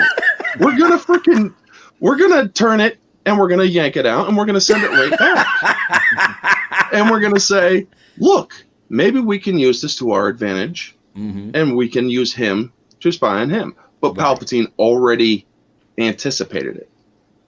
He played this, or he manipulated everything to the. He had contingencies beyond contingencies, and he knew that he knew that mastery was the one thing that Anakin wanted, and he knew that they would deny him, and he knew that that would further the divide. Exactly. And go ahead, brother. Yeah. One more thing. Also, Anakin was trying to figure out how to save Padme, and he knew that there was forbidden holocrons. This was from the book. Yeah. And while he was in the that's right. And when he was in the appointment of the council, when he was being appointed, he was basically seeing himself walking down to the archives with his new rank and saying, by authority of the Jedi Council, I want to see those holocrons. But then Mace drops that, you're on this council, but you're not a master. He's like, wait, what? Womp, Exactly. And it's like, oh, you motherfucker. Sit down, Anakin. OG. But yeah. Okay, so my thought on that, and I agree with everybody so far. You know, it's there's so much like depth into this appointment that they gave him. With my take on this when I watched that and all is that Anakin is very arrogant. He's immature still, and when you look at the time of that Jedi Order, the training began when basically they were little. And so how I see this as well, and this is just probably just my theory or my thought on this, is that it takes a while to age in as a master. And even though he is of age where some masters maybe start their trials or whatever, or maybe be on the council or whatever, because they said he was young still to be on the council, he still needed time and training. Even though he's the chosen one, he still needs a lot of like mental training for himself to get over like his fears and his arrogance and his struggles that he's seen. Right. And because of Palpatine being the mastermind between everything that's happening in the series, literally he's the head of both wars. He was brilliant in the series. He was very brilliant. And then he's manipulating the chosen one. And so here they kind of suspected that. So they put him on there because of that, but they didn't want him on there because of his arrogance. Yeah, exactly. I'm going to jump in the chat real quick because lots of things have been happening since we last was talking. We got Curtis YZ in the house. Jawa, cheers. OTT. Lunch Troll says, hit that like button. Oh my God, I keep forgetting. Guys in the chat, please help your brother out and, smash the melee like button for me, please. Let's tell these people that I got more friends than haters out here that might want to downvote just because the president. Sharing. Just because the president is, back on Twitter and, and haters gonna hate. According to Christy, your daughter is just so adorable, Lord Calvin. Thank you. She stole the show. Basically she saw the show. She stole it and started the show. Lukey McGurk says, I love that scene when Obi-Wan asked Anakin to spy on the Chancellor after the council meeting. It's so atmospheric and quiet. The music, the acting, the lighting in the scene is so good. Yes, especially the music. The music was subdued, but the lighting was foreboding. The lighting was so foreboding in that whole scene when they was walking and talking. I'll add on to that too, is that just his whininess about not being accepted as a master proves that he wasn't ready for that position. Exactly. Yeah. Wookiee supremacy. Hell yeah, Lurch, hit that like button or y'all a straight bust your lip. He's the head of security right there, Wookiee supremacy, but so good to see him. Let's see who else, because I'm trying to find anybody new that's here. Oh my goodness, my brother from another mother, Lethal Lightning with the $2 super about chat. EU. Hail, Yeah, brethren, love, only love for you all. Yes, sir. Lethal Lightning. I don't know if you're still here, brother, but much love to you. Another my fellow fourth horseman. We was rocking the spot on Ryan Kindle's channel earlier today, so check it out if you're a fan of release of the Snyder Cut, because we really got it in on those topics in the stream. So yes, that was absolutely great. Let's see. Comic book Bob says the novel when Jason Solo gained the force power to see the past and watches that scene was great.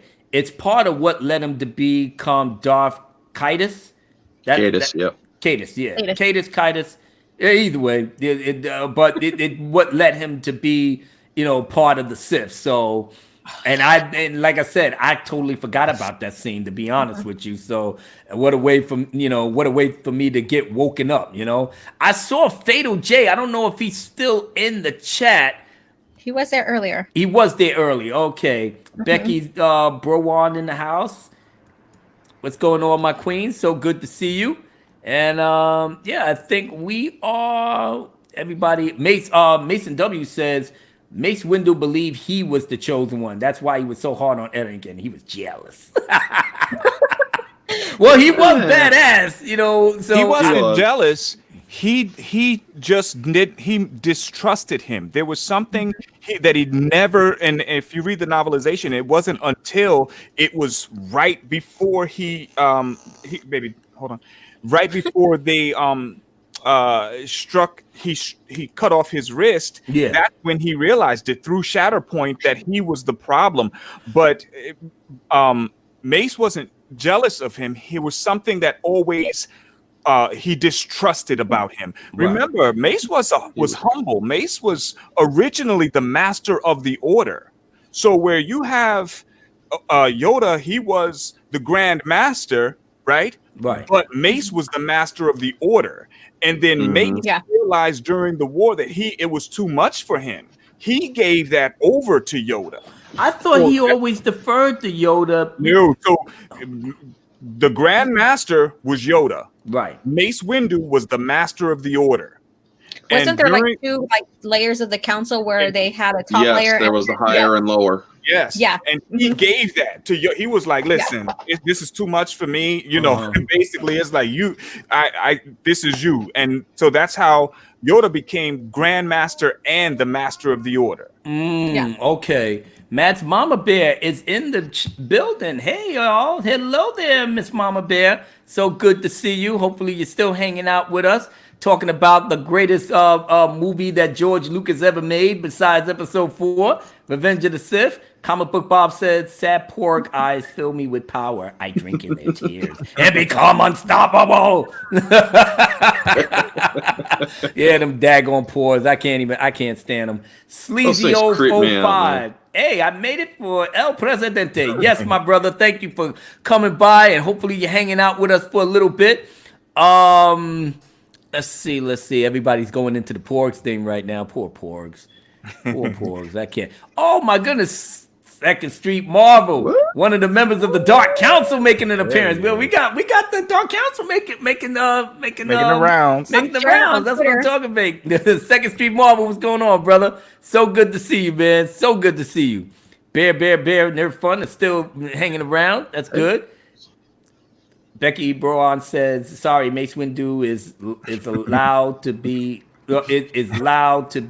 low. Would you tell the one with the purple light? Yeah.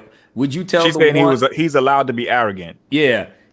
He got the purple lightsaber, so he was special. That I agree. Okay, so let's skip all of that and get to literally the greatest scene in all 6 movies, including those 3 trash movies. That's Disney trilogy. We'll add that in there just to add insult to injury. It is the single greatest scene in every Star Wars movie. There is no scene in every Star Wars movie, and including The Empire Strikes Back, and I'm saying it, come fight me. The scene where we refer to as the opera, the single greatest scene in all of Star Wars. This is the scene where Palpatine finally sinks his teeth into Anakin, under the guise of giving him information. And the entire scene was pretty much a long, continuous scene, but it was done in a way in which it encapsulates the entire mythology of Star Wars in one scene. Because prior to that, even though you had the books and stuff, the Star Wars movie never touched on the greater mythology, that the books created during that time until this scene, where we always knew about Darth this one, Darth that one, Darth, Frida Nod, Nagasadu, Luda Krish, Junta Paul, Sosu San, all of these Sith Lords that and then when they started using the Darth title, Darth Revan, Darth Malak, Darth Anadu, and Darth Ruin, and all others, Darth Cognis, Darth Bane, all of them, but all of these was in the books. Yep. And even then, the Darth title was, you had Darth Maul and Darth Sidious, it was in the movies, but those were the characters that was there. It wasn't until episode 3 where he told Anakin about a Sith legend of Darth Plagueis the Wise. And that opened up, because he made it seem like it was a legend, like it was so long ago. And that was the first time you heard something that opened up the entire mythology, that basically validated every book, everything that was made before it, in the line of how, in line of how the history was told at that time, where Lucas finally put the cap that all of that is true. The entire history of the Sith, Korriban, all of it. Darth Plagueis was part of the ruler too of Darth Bane, and he found a way, to manipulate the midichlorians to create life. And he went on in this speech by telling Anakin that there's a way that, because at first he said the Jedi and the Sith are similar in almost every respect, including their quest for greater power. And that alone is something of more of an ideology. It's like, the Jedi is good, but don't get it twisted. They studying and gaining more power too. You don't think they want to do that? It's all a point of view. Yeah, that's a point of view. It's all about the point of view. The way he worded it was that it's not no real difference between them. It's just the Sith. We keep that to ourselves, and we gain power from that. But more importantly, he said, now he was able to control life. No, he said he could use the midichlorians to create life. He had such a knowledge of the dark side. He could use the midichlorians to create life. He could even keep the ones he loved about from dying. That was the key. That was the key. To keep the ones he cared about from dying. Anakin's then he got the little glance though. Can a Jedi learn these powers? Did I get him with that one? So his eyes lit up, and then he continued. But before that, the music. I'm gonna give everybody a turn with this. The thing that it was not even so much Sidious's words, that all of it was brilliant. All of it. Yeah. My favorite thing out that scene was John Williams' music. It was haunting. Yeah, it was ominous. It was ominous. It was like you was in the room with the Dark Lords of the Sith. You understand what I'm saying? Yeah. Where in my head I'm imagining all the ghosts of the Sith Lords past just being present in that room, where Darth Sidious is literally seducing Anakin to the dark side of the Force. But the music is what really that hit me in the chest, where he said that, you ever hear the tragedy of Darth Plagueis the Wise? And then the camera angles, and then it was silence, and then the music said, I thought that I had goosebumps in my arms. the story and that then, Jedi would tell. Right, and Anakin turned to him so slowly, and he said, "No." He said, "I thought not." No. It literally my mind. I can take away everything else in the opera scene that still blow. Look at Lord Cal. He's so smooth. He could be Darth Sidious. Exactly. And basically, in my head, I literally flowed with every word of that scene, mesmerized.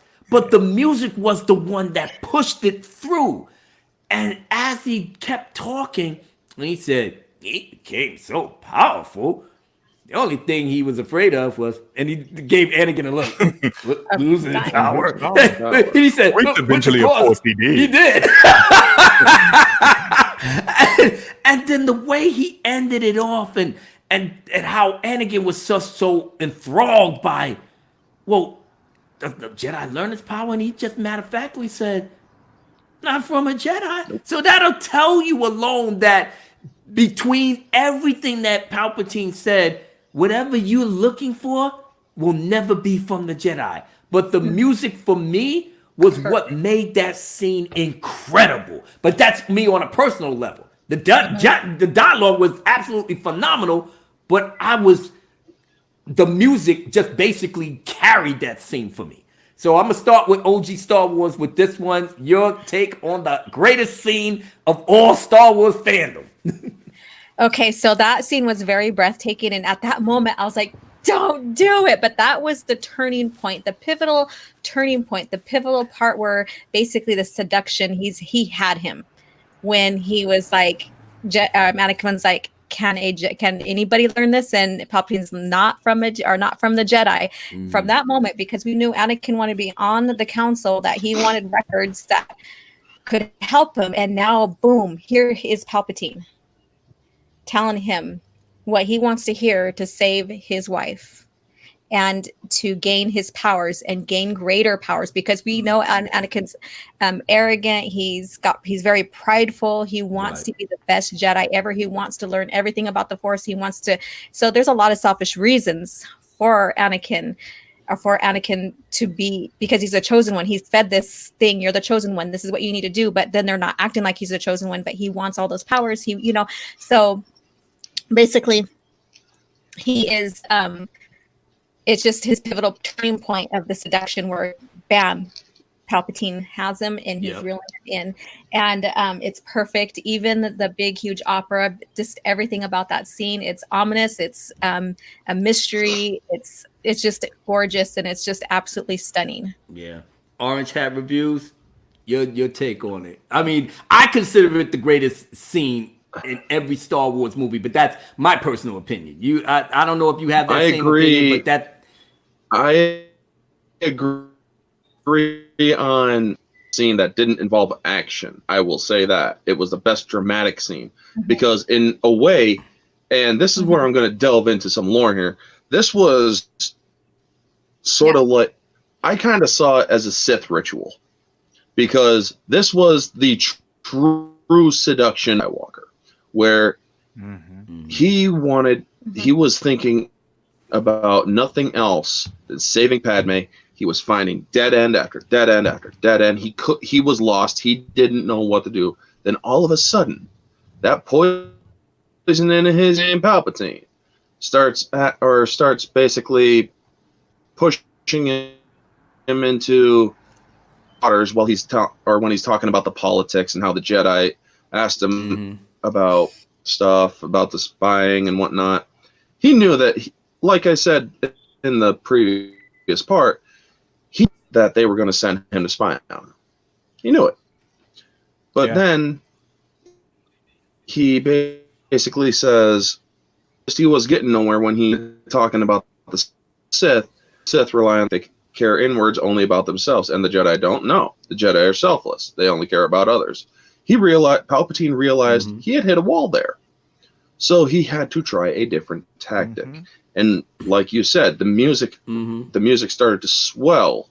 It was a very soft score, but it swelled at the right moment. And in my mind's eye, when I'm reading the book and when I'm watching that movie, you can see the ghosts of ancient Sith starting to take notice.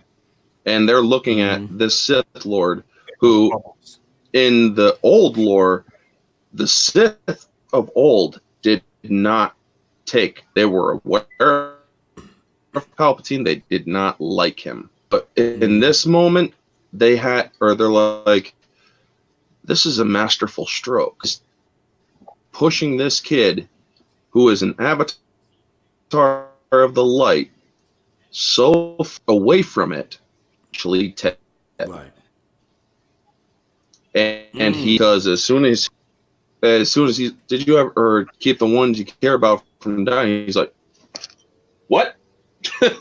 Basically, because that was the one thing that grabbed his attention. That was the one, because you could tell at a moment when he was telling them the first bit, he was barely holding on. He's just like, okay, wait, keeping people from dying, son of a bitch. That's what I need to know. So, but so basically, go ahead. So on Palpatine, I'm just expanding a little bit this on Palpatine and like the Sith not, caring for him, like especially the rule. So Palpatine, I got this. And correct me if I'm wrong, or maybe it's just my thought, but to me, Palpatine did not fully follow the rule of two. No, he didn't. Like you're right. Like over the years of his thing. So basically, so that's what I got. I mean, he didn't fully follow it. I know that the Sith had different types of orders, and Bane brought the rule of two, and that's what we see now coming into this series here and stuff. So I'm just kind of expanding on that a little bit to maybe why the other Sith didn't care for him that much. I mean, that's actually how Darth Plagueis wasn't trying to follow the rule of two either. Because as much as he was training Palpatine, he was training him to be the face of the galaxy, while Darth Plagueis was immortal and he could just live forever as the man behind the throne, at the very least. And when Tenebrous, his master, told him, no, you can't deviate from this, man. You literally have to train somebody to take your place. And Plagueis had no intentions of doing that. So they both messed up. But go ahead. I'm sorry. But yeah. And when he finally told him, he's like, is it possible to learn this power? And he looks at him, he's like, not from a Jedi. And you realize at that moment, Anakin, he's like, if I can't learn it from a Jedi, where can I have to find this Darth Plagueis. But yes, sir. Or somebody like this, or his apprentice. I have to find his apprentice. Sidious was his apprentice yet.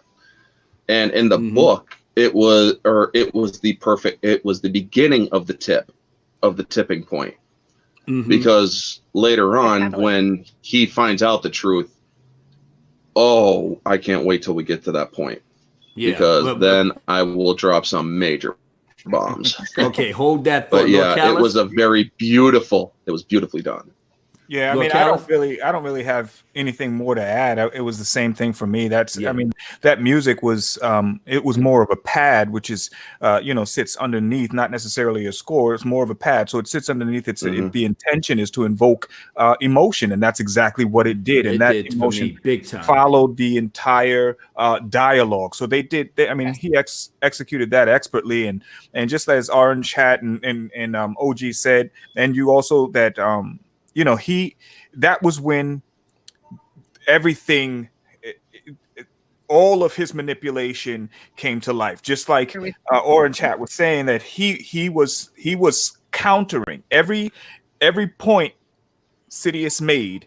He countered it with his Jedi training. And it wasn't until he said, the one thing that I know that this guy wants to do, because remember, Sidious already knows about Padme. He already knows about Padme. That they were married. Yeah. Yeah, he knows how he feels about her. He already knows about how torn up Anakin was about the death of his mother, and how in both situations how much he loves both of them, and the only thing that he wants to do is make sure that they stay alive. And so what does he have the power to do? Or how is he further able to manipulate Anakin? Through Darth Plagueis the Wise, through the story of Darth Plagueis the Wise. And so it was just an awesome scene. It was what let us know that this is the tipping point for Anakin. This is what makes Anakin or separates Anakin from all holds barred to him still upholding his Jedi traditions, right? You know, just life and death. He just does not want to see his loved ones die. Yeah, and especially Oh, I'm sorry. What you saying? I was going to piggyback to when in the beginning of the scene where they're rescuing Palpatine, and Palpatine was reminding him, remember what you told me about your mom, your mother, and the Sand People. Yeah, it goes to show that from that one scene, everything after that, it went downhill from Anakin. Because now it was the singular thing. I mean, the stuff with the war, and I mean, obviously we could go on about the special effects and ILM breaking the budget at that time, doing what they do best, giving you a spectacle. And they did. They gave you a spectacle on every level. The Jedi Order made the plans. They had to go to war. They sent Obi-Wan to find General Grievous, and Yoda had to go to Kashyyyk to help out with the Wookiees, with the Separatists, and all these fights was just basically making everyone busy while Anakin had to stay home and pretty much be in the company of Palpatine because, like I said, they didn't send Anakin to deal with General Grievous, and he told the Jedi Council to tell them, look, send my boy, Anakin, my representative. And it was during that time, though, that Anakin, that Mace figured out that he hadn't figured out that he was the Dark Lord yet, but he figured out that he was the catalyst, if you will. Right? It was before he even used Shatterpoint, because remember, Shatterpoint was failing him at that point. He didn't it wasn't connecting the dots. But he did realize before that time that that Palpatine was the catalyst, that he was the problem.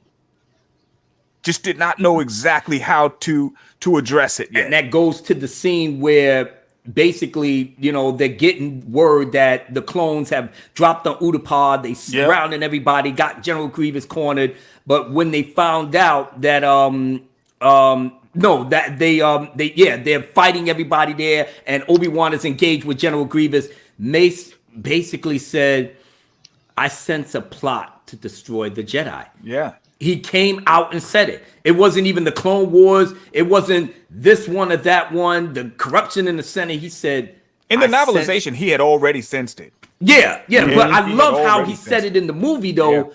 I sense a plot to destroy the Jedi. The dark side of the Force surrounds the Chancellor. Now they know that the dark side of the Force is at play. Yeah. And then Ki-Adi-Mundi said, well, after the destruction of General Grievous, he should be removed from office. But remember, Abu, they knew the dark side was at play because they were blinded. The dark side was blinding them all this time up until this point. Right. Up until this point, they had no idea what was going on. And I guess it took this for Mace Windu to come at it. And even Yoda deep inside knew that they was right. But he even said, careful we must be with going through that train of thought. But Ki-Adi-Mundi was not playing. No, it's over. He either got to give it up or something going to happen. Yeah. So knowing what he knew and knowing how great Darth Sidious was at manipulating the entire situation, because they literally played into his hands, because he'll use the politics to say, if the Jedi is going to take over, this would be the time to do it. And so when Anakin, he told Anakin, go tell the Chancellor that finally is engaged with General Grievous. So let him know what's going on. That was the segue. And, old Papa Palpatine, he said, well, yeah, I'm glad Obi-Wan's doing it. I'm so glad, not happy that they ain't trust you. But, it's all with good, man. But let's take a little walk. Now, here we go to the big Dookaroo.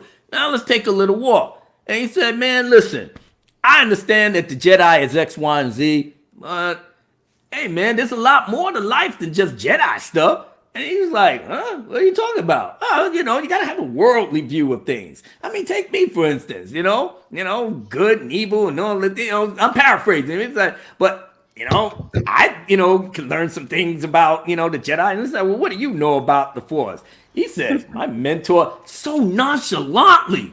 Palpatine is a badass. He's nonchalantly just said, if you knew that was the big baddie, I'm not sitting up here like, yeah, my brother, like I'm smoking a joint.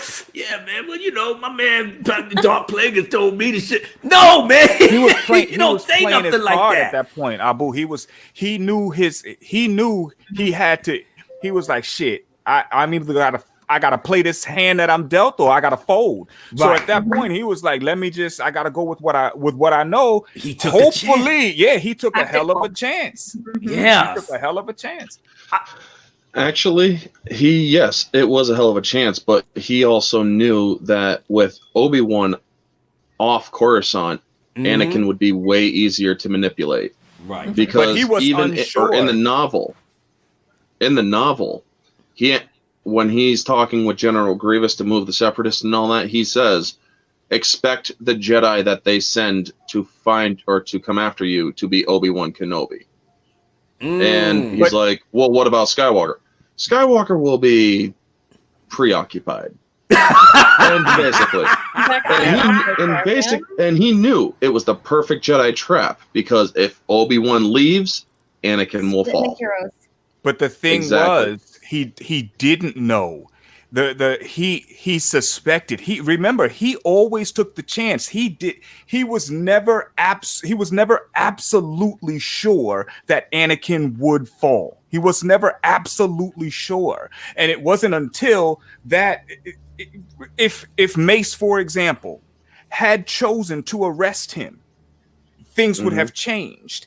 If you read in this new novelization, The Apprentice, Master and Apprentice, they even speak to what would have happened if the Jedi went in and removed Palpatine. So there was always two futures that could have been in play, right? And so he didn't know for certain that Anakin would join him. It wasn't until he was in that throne room, if you will, and actually cut off Mace's hand. Because this is what makes me mad about that scene, because people don't realize that even George said Mace beat him, period. Mace beat him, but people try to deny that. No, Mace beat him. George also says that there's only 3 people that could beat Palpatine. That was Yoda, Mace Windu, and Anakin. Those were the only 3 people that could ever beat Darth Sidious. But anyway, I digress. But basically, when he walked and told him, my master taught me everything about the Force, even the nature of the dark side. He said, what the fuck? How'd you change your voice like that? You was regular Palpatine. What the hell is this? That's when he realized there was a shift. Yeah, and that's when he laid it out. So yeah, he took a chance. He said, listen, man, my master taught me everything about the Force. So, well, who are you? And they said, use my knowledge. And he said, holy shit, you're the Sith Lord, you bastard. What the fuck? He said, Anakin, calm down. No, but now the book played it out a lot better in terms of the dialogue itself. But I just love the fact that it's like, hey, calm down. Whoa. But hey, the lightsaber's a little too close, homie. Look, I'm unarmed. I ain't got a weapon. See, I'm just kindly old Palpatine. Listen, let me hip you up on a little something. All right. I already know about you, Padme. I already know about that. But I'm not hating, man. I'm not hating. Everybody got me in love. Shit, I'm in love with power. I mean, but it's all good, man. It's all good. But you ain't know I thought about that because we're both from the boo. How you not think I was not going to find out? But anyway, I heard that, you was having a little bit of problems in your love life, homie. Hey, man, I got the solution. You learn from me. You get all that juicy knowledge. Remember I was telling you about Darth Plagueis? But like I said, the book did it a lot better in terms of the reveal. Oh, yes, and a lot different, hell of a lot better. Because in that moment, he was actually talking to Anakin, because Anakin in his head was having all these headaches. He was already tired. He's been pulled back and forth. He was stretched thin, poked back and forth from the council to this jealous one to that one. and just...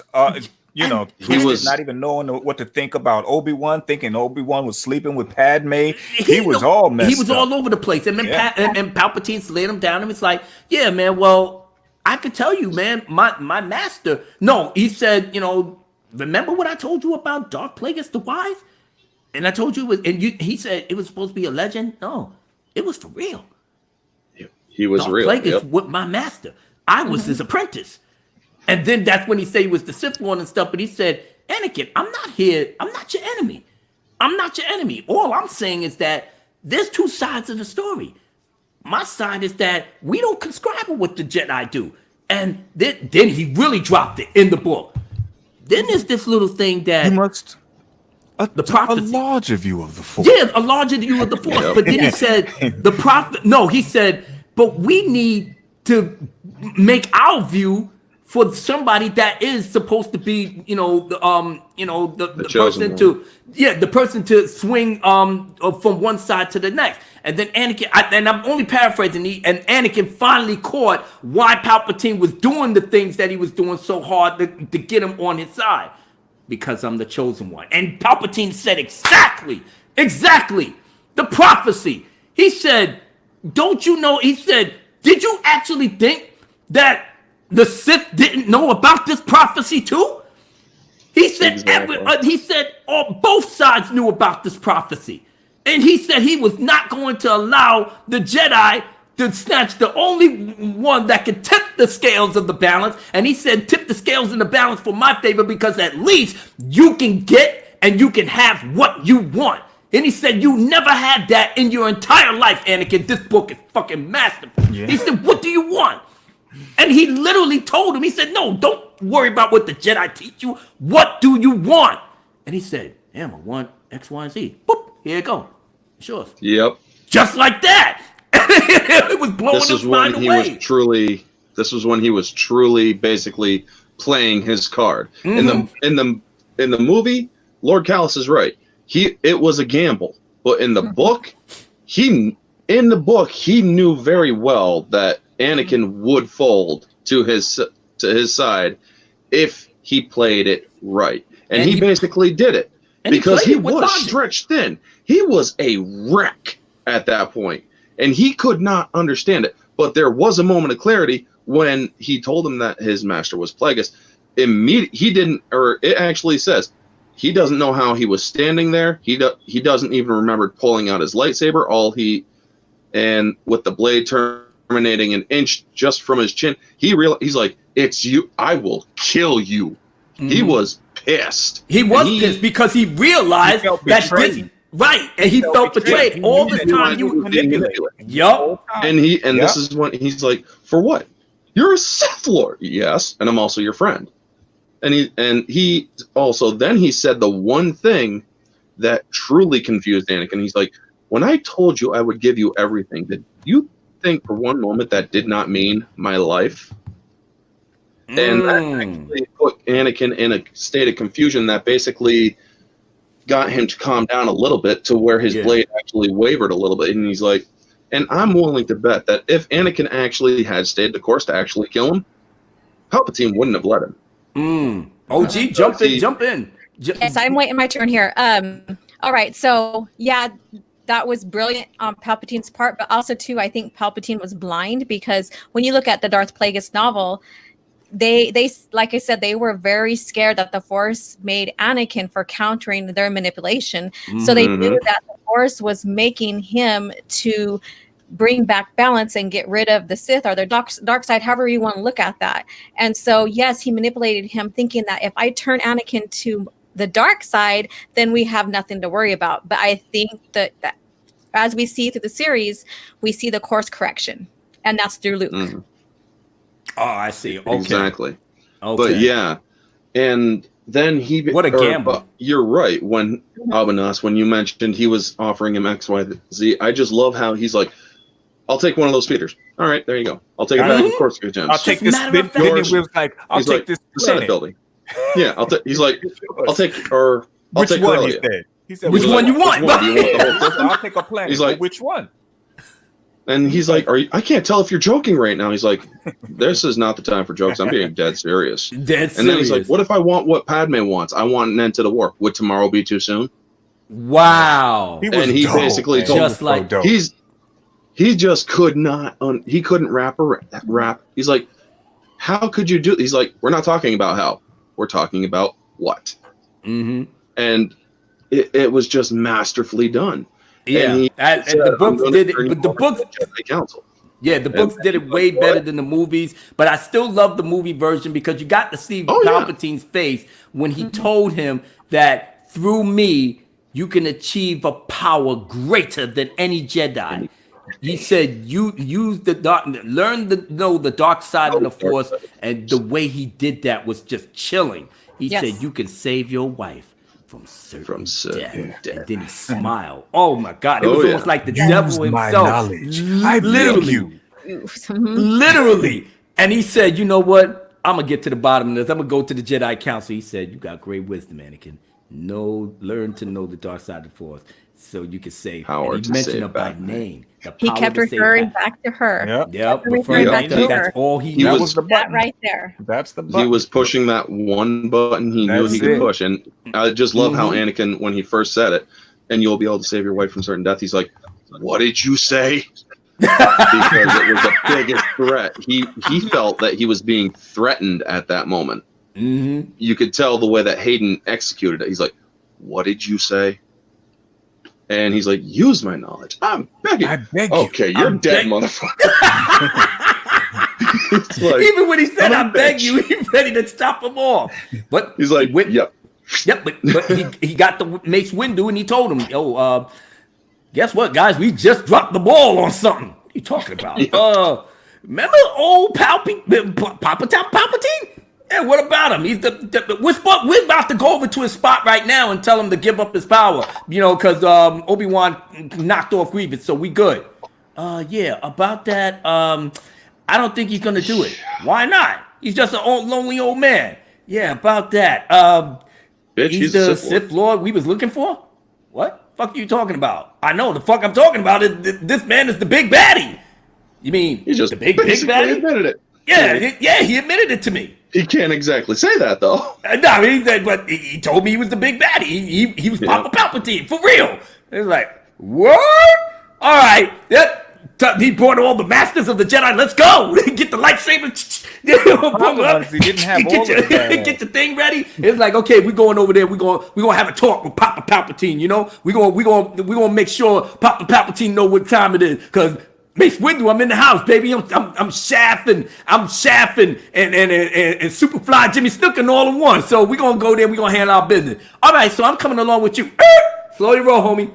Slow your roll. You stay right there. You junior master level. Don't worry about it. We take care of it. But I need to go. It was because Shatterpoint was telling him. Shatterpoint was telling him he was too conflicted. It was telling him that there was something there between him and Palpatine that just was disjointed, and he could not trust him being there. Still not trusting him. Yeah, but the not trusting part was the thing he said in the movie. He said, "If what you say is true, you would have earned my trust. You would have gained my trust." Yep.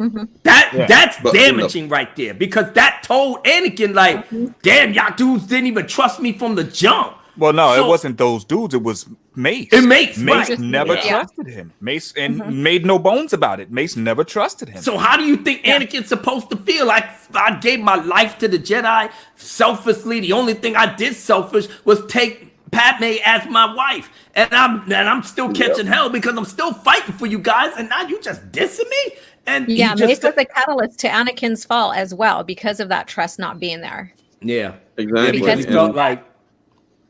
Oh, go ahead. There's so many pivotal catalysts too, and Palpatine knew that. That's why he kept on saying the council doesn't trust you, or this and that. And then it's my knowledge to save your wife. And so there's a bunch of catalysts, and so he's so conflicted. That's why I don't agree with some people saying that Anakin didn't play the role, or Hayden didn't play Anakin right, because we needed to see angsty Anakin because he's being pulled in so many directions, as we stated earlier. I thought he did a great job. No, he did do a great job too. And because we can't have this like calculated, cool person when we know in the story he's being pulled in so many different directions by the council, by Palpatine, manipulation, then the visions of Padme, so many directions he's going. Oh yeah.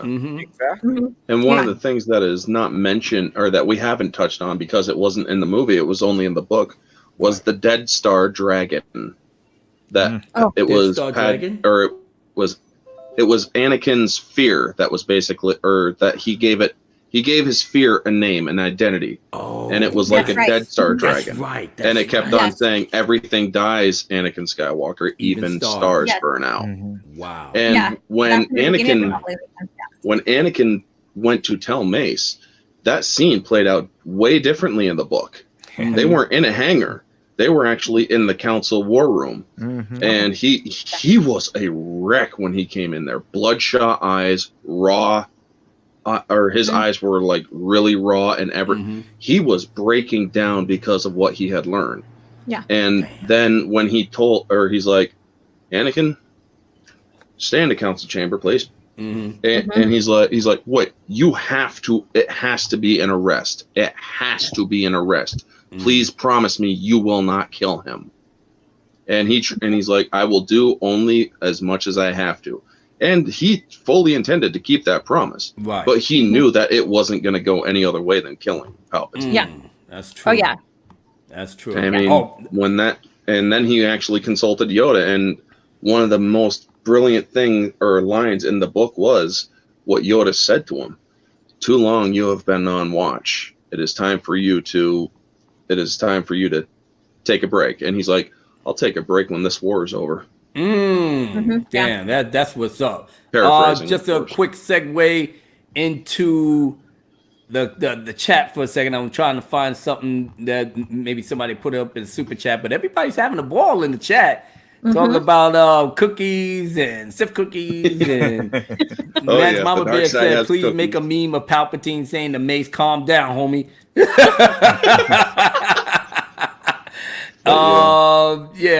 Let's see. Wookiee supremacy, real with don't oatmeal eat raisin oatmeal raisin cookies. Real Sith have chocolate chip cookies that'll knock you into a diabetic coma. That is true. And I'm sitting up here. Meme. Yeah, I'm about to say I'm actually kind of guilty of that because I got chocolate chip cookies. I'm gonna chow down if after add some coconut shavings in there and some M&Ms, and you got a masterful cookie. Oh yes, Mason chocolate chip, M&Ms, coconut. Imagine if they had arrested him and severed Palpatine's connection to the Force. Lord have mercy. The movie would have been over. Go the Kreia route. We wouldn't have that would have been a pretty cool. Yeah, we're going to take a quick break. We're in the 2-hour mark. We're about to come to the nitty gritty, but first I need to do another segue to bring you up to speed on the second part. The second part, which is Attack of the Clones, where everything is starting to come together before all of it went to shit. That's right. So therefore, let's get back into the fun for every... Wait a minute. What the hell? What did I just do? See, this is live, folks. Even the president can be messing up sometimes. All right. Come on, goddammit. Come on. All right. Now we got it correct. Okay.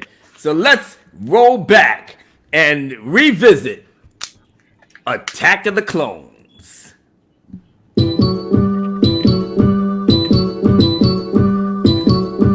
Now listen. This is how we're going to set it off for episode 2. Attack of the Clones, episode 2. Padme and Amidala now travels to Coruscant to vote on something large. The actor will put the military in charge. She got ambushed in broad daylight. Chancellor asked the Jedi to protect her life. They called it Anakin and Obi-Wan to look over her until the threat's gone. 10 years passed, Anakin still in love with the woman of his dreams from heaven above. But the would-be assassins tried again. They failed, and now the mystery begins. The Jedi Council said enough is enough. Obi-Wan go to Kamino, see what's up. Anakin head to Naboo with Padme. Make sure that no harm ever comes her way. Obi-Wan was shocked by what he saw. A full-fledged army prepared for war. They're clones of the bounty hunter Jango Fett. Darth Tyrannus hired them for the project. Anakin and Padme professed their love, but they couldn't act on it, and that's because they're from two different worlds that should not collide. It was tearing them both up from the inside. That night, Anakin had a really bad dream. He packed up and headed straight to Tatooine. His mother was kidnapped. He feared the worst. When she died in his arms, he had the thirst. of the rage and the anger. He kept at bay. He killed every sand person in his way. He made another promise in front of a grave that he'll stay strong until his dying day. Count Dooku to Obi-Wan, the Sith is back. They needed to band together to attack. Obi-Wan said, no, you must let me go. Count Dooku said, no, you're the star of the show. Anakin and Padme tried to rescue him, but they both was captured. Let the games begin. Palpatine set the separatists ready for war. Let's give them exactly what they bargained for. Mace Windu said, I will take the Jedi to rescue Obi-Wan before he dies. Yoda said, I head out to see these damn clones, to see what kind of skills that they now own. Mace Windu came out hard with the whole squad. Killed Jango Fett, but they're stuck in the yard. Count Dooku said, I'm sorry, but you all must die. Then Yoda and the clones came from out the sky. Then the Clone Wars began, all hell broke loose. The Jedi fighting for the justice and truth. The Geonosians had a wicked plan. They must not fall in the hands of man. Gave it to Count Dooku and they left. Dooku already knew how to use it best. He would give it to his master and they rule the entire galaxy, just them two. Anakin and Obi-Wan caught up to him, but Count Dooku was too strong for them. He was about to kill them when Yoda arrived. He handled Dooku quick, so he had to fly. The fighting was over, but the war began. Dooku showed Darth Sidious the plan. Anakin and Padme got married on the Boo. It was still a secret, so nobody knew. Yoda knew that the dark side was involved, but that's another problem that they must solve.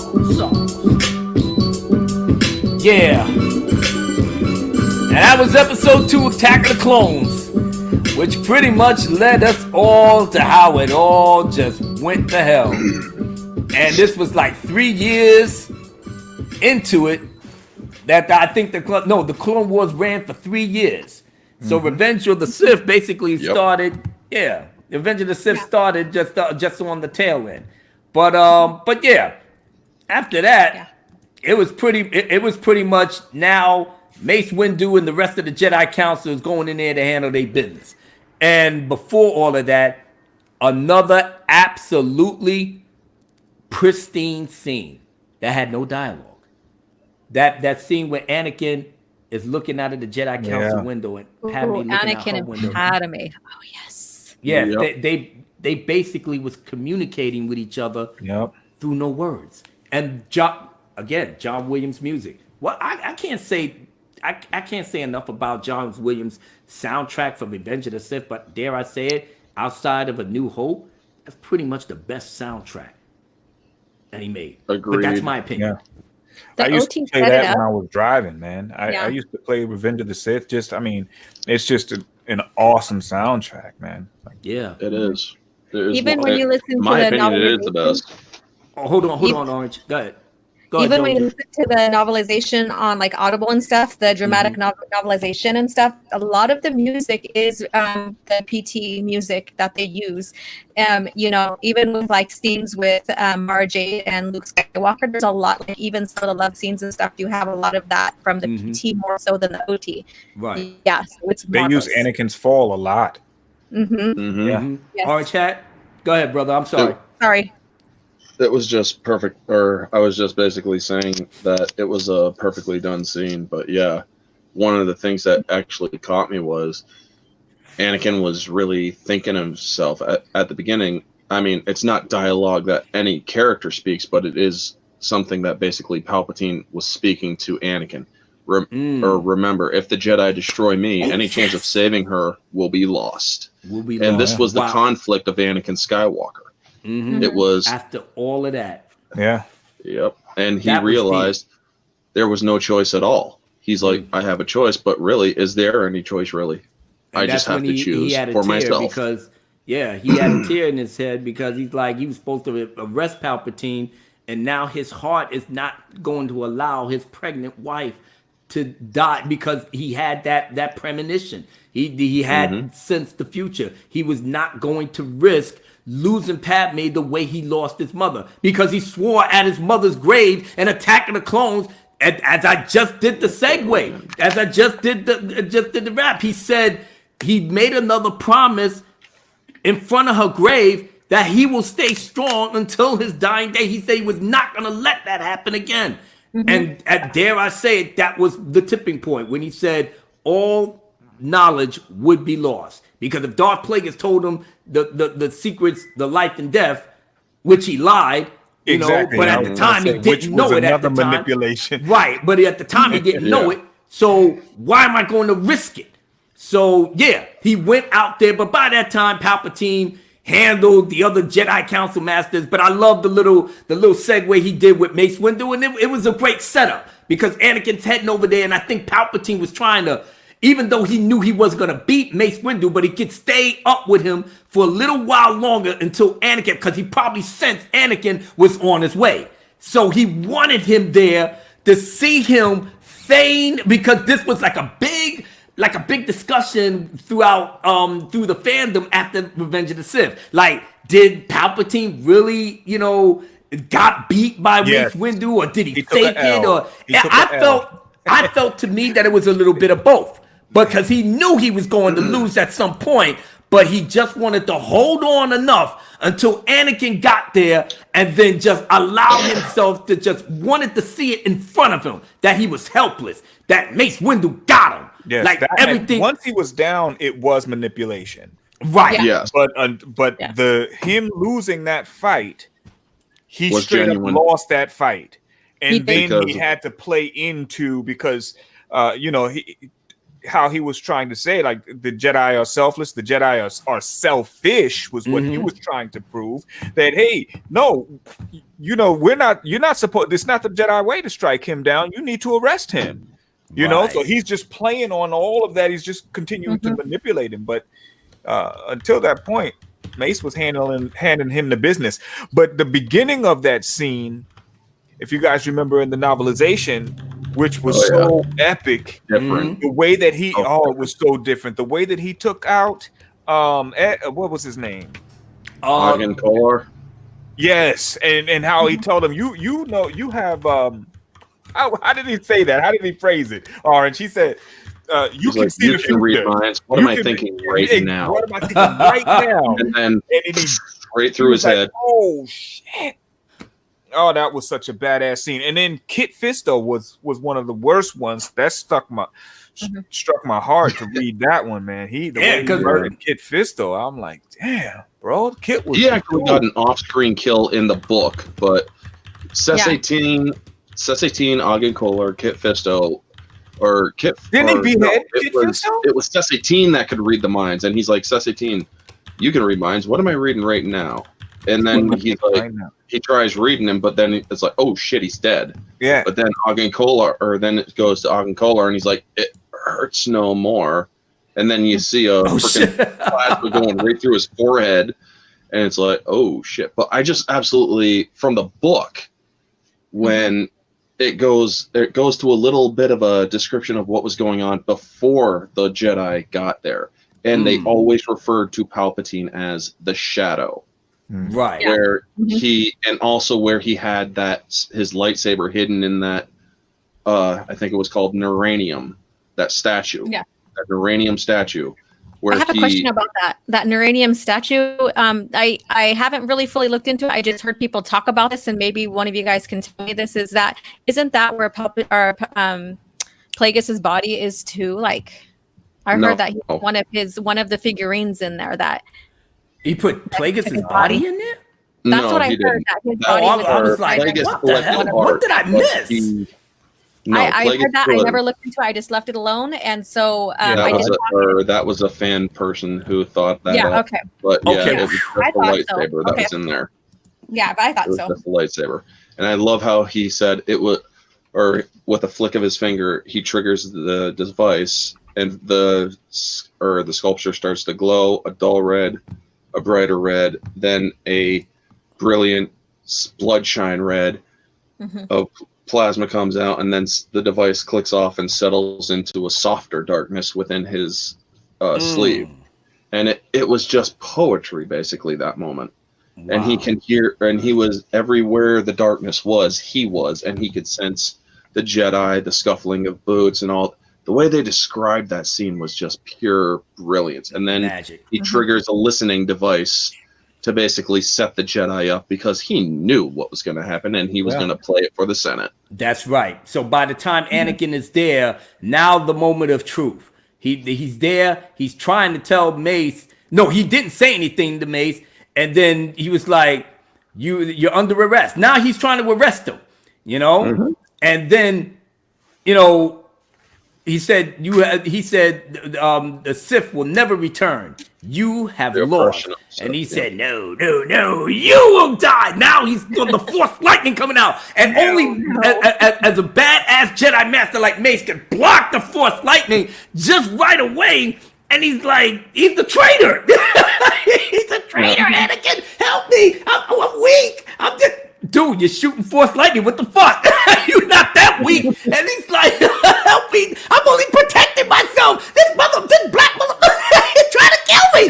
I'm like, what are you doing? And he said, Anakin, he's the traitor, man. Don't worry about it. I got this unlocked. They was like, help me. Help me, Anakin. I'm an old white man.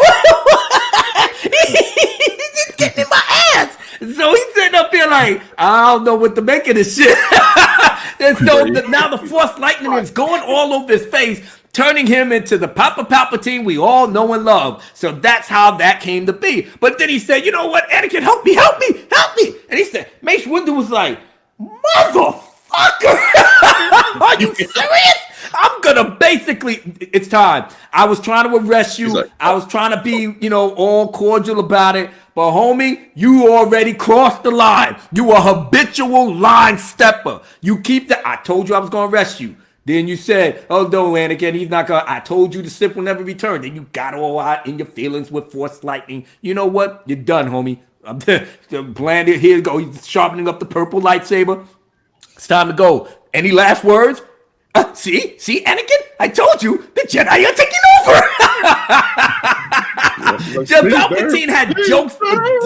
I know Palpatine had jokes for days behind that, but when it came time to it, he said he got control of the courts. He got the Senate and the courts under his control. Why am I keeping him alive? Anakin said, "I need him." Now, Mace Windu should have said, "For what?" He should have said, "For what?" What do you need him for? You're just a Jedi Knight. Boy, bye. I'm getting ready to handle my business Jedi style. You killed all these Jedi Masters like it won't nothing. So if I don't do it, it's going to be a problem. But he didn't ask why. He was so engrossed in trying to take care of Sidious, and Sidious posing the, oh man, please don't. Please don't kill me. You know, by that time, Anakin made his choice. He chopped off his hand, and then he went from, please kill, and he said, hee. And he blew him out of the window. Now Anakin realized that, holy shit, I chopped off the dude's hand, and now he just killed him. What does that make me? And then he said, what have I done? It just became apparent that every choice he made just had disastrous consequences. Mm-hmm. But Sidious was freaking brilliant. Yes, he was. Fulfilling your destiny, Anakin. He fell that's for the that. voice of the devil right there. That's the voice of basically the devil saying, your soul is mine. And he looked at him, and when he looked at him, and the novel did it so brilliantly in terms of the description, that when Anakin was on his knees, and he took a look at Palpatine, he saw something that literally scared him. Because he was hateful at that point. Because he was thinking, God damn it, I was trying to shed myself of masters, and now here I go picking up another one. Yeah, but he did it under the false pretenses, because he in the movie he said, "Listen, he said he was fulfilling his destiny, and he said, he said something. He said, I'll do anything to save Padme. I just can't live without her. That's my wife. I can't do it." And he said, "The cheat death is a power. One has achieved." Right. Yeah. That was the first lie. And Anakin caught on to it. He said, wait a minute. You were supposed to be the one to know all of this. Mm-hmm. And you telling me you didn't even know? And you telling me if we could work together, we'll find. He knew he lied. But at this point, he was already too far gone. Yep. He's too far in. So now because James Luceno in the novels played it beautifully. Anakin's thoughts throughout all of this, especially in the Rise of Darth Vader, the next novel after this. I love that. Oh book. yeah, that's a great book. Yeah. Did you guys know? That book. Oh, Yeah, go ahead. in the novelization, Revenge of the Sith novelization, when Anakin was fleeing over there to the Senate building, he was watching from his speeder Mace and Sidious or Palpatine fight before he ran in.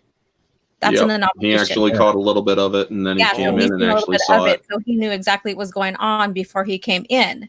So that's not shown on the movie, but it's in the book. And you also don't get the feeling of from Mace's point of view, because Mace at that point is channeling Vapid or Vapid or however. Vapid. I forgot about that. He's channeling it during that fight, and especially during that scene, and that's why Palpatine became a conduit of his own dark side energy, and that's why it didn't just deflect from or off of Mace's blade; it went to his blade back into Palpatine because he was just it was just a conduit. And then during that time was when Mace was using Shatterpoint. Yeah, that's when Shatterpoint. And he was realizing things, and he's like, "Oh my God, how did I not see this? Is the end." Right. And they actually beautifully put it in the book. He's like, I was so focused on, or he was so focused on Palpatine's Shatterpoint, he never thought to look at Anakin's Shatterpoint, and that's why he was completely caught off guard when Anakin sheared off his hand. Damn. And right after, and right after he blasted Palpatine, or Palpatine blasted Mace out the window, he wasn't looking down at a lightsaber. He was looking down at Mace's hand. He's like, he could barely register what he had done. He's like, what the fuck did I just do? I done fucked up. Yeah, that is exactly what I saw in his face. He fucked up. And now the fact that that Palpatine was so engrossed in the Force at that time, because he felt Anakin's feelings, he knew that he lied to him. But at this point, I got you, because now the Jedi will never take you back, even no matter what you do. So you either got to follow me, and hopefully we'll learn that secret together, because obviously my master Darth Plagueis didn't teach me that secret. And that was something that I fucked up in, because all I was doing was trying to politic in the Senate and stuff. But either way, I'm ruling the galaxy now. So you are going to be called, and he just like felt in the Force, because that's their ritual. A whisper from the Force. The appropriate name for the new apprentice, Darth Vader. So you invaded whatever, because Invader it's sort of like somebody that it's the core of that name. Invader is where they got Vader. Right. Yeah. So so Darth Vader, this is who you are. And he said rise. But as he was walking, Yoda felt a shift on Kashyyyk. He felt it. It was like, it was almost like a heart attack for him. Yes. Well, knowing actually, that he felt Mace's at first death. It was more like a migraine to him when he was feeling the dark shift. Brilliant. And I absolutely love that scene when he, after everything was said and done, and Anakin is still there, or he just was anointed Lord Vader. He went to the mirror, or Palpatine goes to the mirror, and he looks at his new misshapen face. He's like, and so the mask becomes the man. I shall miss the face of Palpatine, but the face of Sidious will suffice. Yes, it will suffice. That was his true face. And OG, I know that by seeing Yoda, just like really feeling that disconnect, and then Palpatine. This was just so beautiful, because the shadow just made him even more demonic. And when he told him that, I want you to go to the Jedi Temple. We'll catch them off balance. And then he smiled. It was chilling. It was chilling, because he knew this was it. This was the Sith's time to take control. Yeah. And I guess in some ways, and I know OG, just walk me through it in your head, how you saw that scene played out. Okay, so I'm gonna kind of rewind back to Mace Windu's Shatterpoint and go all the way over there. All right, so in the fight, Mace Windu realized that Sidious's Shatterpoint was Anakin Skywalker himself. When Anakin approached Mace, who was struggling to deflect the lightning blast, Mace sensed that Sidious did not fear Anakin at all. He trusted him. Mm-hmm. Yep. And he from there, trusts Anakin. Mm-hmm. And from there, and that the Sith Lord would make no more to defend himself. He's concluded that this was the shadow point of the Sith and the absolute shadow point of the dark side itself. And so when we get to the defeat of the defeat of Mace Windu after Anakin came in, because we know that Mace defeated Palpatine. But once Anakin came into play, that changed the factors. That gave his strength to overcome, because Anakin was a distraction. And then so after that, after Mace Windu was, off the ledge of the window, and Anakin was like, "What have I done?" And his conflict was still there, but then his attachment was greater. And so Sidious used that attachment to further reel him in as Darth Vader. So from Yoda sensing the shift in the dark side more so. So basically that veil of dark side that was clouding everybody's vision in the council is now lifted. Right. And what is there now is the dark side. And so now this is just my psychology part of me going on with not a problem. I just love how you verbalizing it, actually. Yeah, and so from there, so Yoda then basically that veil was lifted, and what is felt and left is the dark side essence, the dark side revealed. And so that fear and that anger, not anger, that fear and that sorrowness of feeling his Jedi being killed. Damn. Because the dark side, and then now, because Vader, now Anakin, it's still Anakin, but now he's named Vader. He hasn't fully changed yet. He's in his transformation. And part of that transformation is going to the Sith temple and ridding it of the Jedi, because if that's still there, which gave him conflict all the way into Dark Lord, right? The rise of Darth Vader, he cannot make his transition. Just like Padme, if she was still alive, that's why she had to go, and there's different theories on how she passed away. We're not going to go there just yet. If he had all those attachments, he wasn't going to fully turn. Exactly. That's how I see that. Right. And Palpatine knew that. Had to go. And so that was his transformation, is going in there, defeating or killing off the remaining Jedi, including the younglings, because even in the novelization, basically he was like, they don't have no family. They are useless. They're orphans. They're orphans. The dark side it was whispers just to him, heartbreaking the way they're they just orphans. They're useless. And I know the novel did it a lot better in terms of the coming towards that, but it was still heartbreaking to see it on the film. And then, Master Skywalker, what are we going to do? Oh yeah. And there's a part of me that loves just like to delve into the dark side and stuff, and just loves to delve in further into something like that. And I don't know, maybe that's just the dark side in me. But it was just so sad. But it was so sad that more scenes in the temple of him, eradicating the Jedi. So to actually see it would have been even more heartbreaking. But we got the point. But it was just so bad that with all of this going on, and then Padme seeing the Jedi temple burning in the back, in the distance. And it was like she couldn't help to think that Anakin was in trouble, but he was the one perpetrating all of this. So by the time he gets there, and she like, Anakin, I heard that, and it's like, don't worry, baby, I got this. And it was like the Jedi tried to take over. And she was like, I can't believe it. Yeah, it's true. They went rogue. Well, what are we going to do, Anakin? And she was like, no. And he was like, I'm not going to betray the Republic. In his mind, he's now got a singular thing that whatever I'm doing now, I'm doing this for my wife and my family. He had to literally turn the Jedi off. His Jedi thinking, his Jedi lessons, and all of that. He had to turn that shit off. He said, "I'm going to be loyal to the Chancellor." And I'm going to go ahead and cross-reference some books, because I love to share people the EU novelizations that go along with this as well. So for this part, of course, Legacy of the Force. For the scenes that reference and are for the scenes throughout, like from this point on until for the transformation of Darth Vader, is Darkness Trilogy, because we get R2 revealing that information to the Skywalkers, and then also to the ones that refer back to like like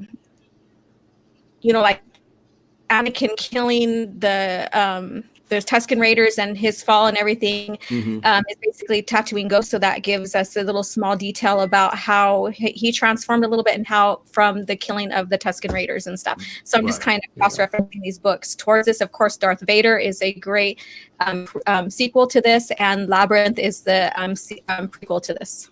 Okay. Yep. Order 66. Oh yeah, it's called the Darth Vader trilogy. Yeah. Yeah. Order 66, however, was the absolute turning point where Darth Oh yeah, Sidious it was the exacted true revenge of the Sith. Right, Exactly. the master plan, the entire war, all the machinations in the Senate, everything was conducted by him and Darth Plagueis, centering on the one thing that they was going to do, to topple the Jedi Order and fulfill Darth Bane's millennial plan to take over the galaxy once again. And they've done it. Well, at least Darth Sidious done it. So now, with him in the Senate telling him how the Jedi tried to assassinate him and said that my scars and everything else, him, Bail Organa and Padme sitting up there like hearing all these senators clapping, knowing that for the future we are called the Galactic Empire and we're going to do what we got to do to keep each other safe from the Jedi and everybody else that's trying to take away our perfect society. And Padme already knew that this is how liberty dies, through thunderous applause. George Lucas be creating dialogue that literally becomes relevant in today's age. The dialogue was, they said they critiqued the dialogue so much, and there are some that needed to be fixed. I agree, but I mean, basically, when you look at the overall story of the prequel trilogies, it was brilliant. Yes, it is brilliant. They get through all of that. And now Obi-Wan and Yoda is pretty much one of the rare ones that's alive. They get with Bail Organa, they travel back, and Bail is sitting up there like, okay, well, they're already in the Senate and they dropping the knowledge. Seems like Palpatine is rallying the senators to go against the Jedi. And Obi-Wan was like, well, while they're busy, we get to the Jedi Temple and we handle our business, find out what's going on, which they did. But now they realize that through the holograms, now they see that it wasn't Anakin that was dead or whatever. They thought that something happened to him. He was in on this shit, and that just broke Obi-Wan's heart. But what did Yoda said? He said, listen, man, all right, it's no time to mourn or cry, whatever. We got to take care of what we got to take care of. He said, the boy you trained is gone, consumed by Darth Vader. He told him, I can't kill him. You got to kill him. You got to do something. But I don't know where he's at. Where did he go? You got to kill him. He said, I don't know where he's at. He said at first, Lord, let me take care of let me confront the Emperor. And this, you ain't strong. Like, shit. You're like, shit. Yeah, you go ahead. You ain't strong. You better get your ass whooped. You gonna get your ass whooped, son. There you go. He was down. feeling his head like this. All right, you okay? You all right? All right, good. Don't worry about it, baby. Don't worry about it. Sit your ass down. All right, sit your ass down. Remember Let the Dooku? big dogs. Remember Dooku? He was No, right. You see them scars that you got on your leg, right? That was Dooku, and he was my apprentice. So don't worry about it. Everything is all good. I'll take care of Big Daddy Papa Palpatine. You take care of little itty bitty Anakin that's in love and that just lost his goddamn mind. So you go over there and try to find him. And he said, don't worry about it. The Force will tell you where to go. So Obi-Wan went to Padme, and I love the scene between them because it's heartbreaking. Yeah. It's heartbreaking in so many ways. And oh my God, hold on a second, I gotta go up a little bit. Yes, $2. did you see what was in there? Yes, $2 super chat from Ryan Kennel, Arcade Outpost. Hail Panel, hail Revenge of the Sith, hail Zack Snyder, yeah, baby. I released the Snyder Cut, you bastards. Oh man, Ryan Kennel is the man. Subscribe to his channel if you haven't. We had a hell of a great time on his channel earlier today talking about all the shills and everybody losing their goddamn minds. Well, that's another story to tell. But anyway, he went to Padme and I want to get y'all take on the scene too, because this is a major significant scene. He told him that I got to find him. And she said, for the Sith, and he said from himself. And he said, listen, Anakin went to the dark side. She said, no, I can't believe it. I'm like, listen, he killed younglings. I saw it on a recording. He couldn't. That's his wife. She just saw him just a night ago and said the Jedi tried to kill everybody. So Obi-Wan coming in here and said, no, that's not true. We all been fooled. We all got played. We all been had. The Chancellor Palpatine was the Sith Lord we was looking for. And not only that, he brought Anakin on his side. So now Padme is sitting up here like, what the fuck? But she wasn't going to betray her husband because she knew you going to kill him. Obi-Wan was like, his eyes was just, it was killing him to say this. And it was like, listen, he's become a very great threat. What am I supposed to do? He killed younglings. He has to pay for this. She said, I can't help you. And then he got up, started walking away, and he turned around. He said, Anakin's the father, huh?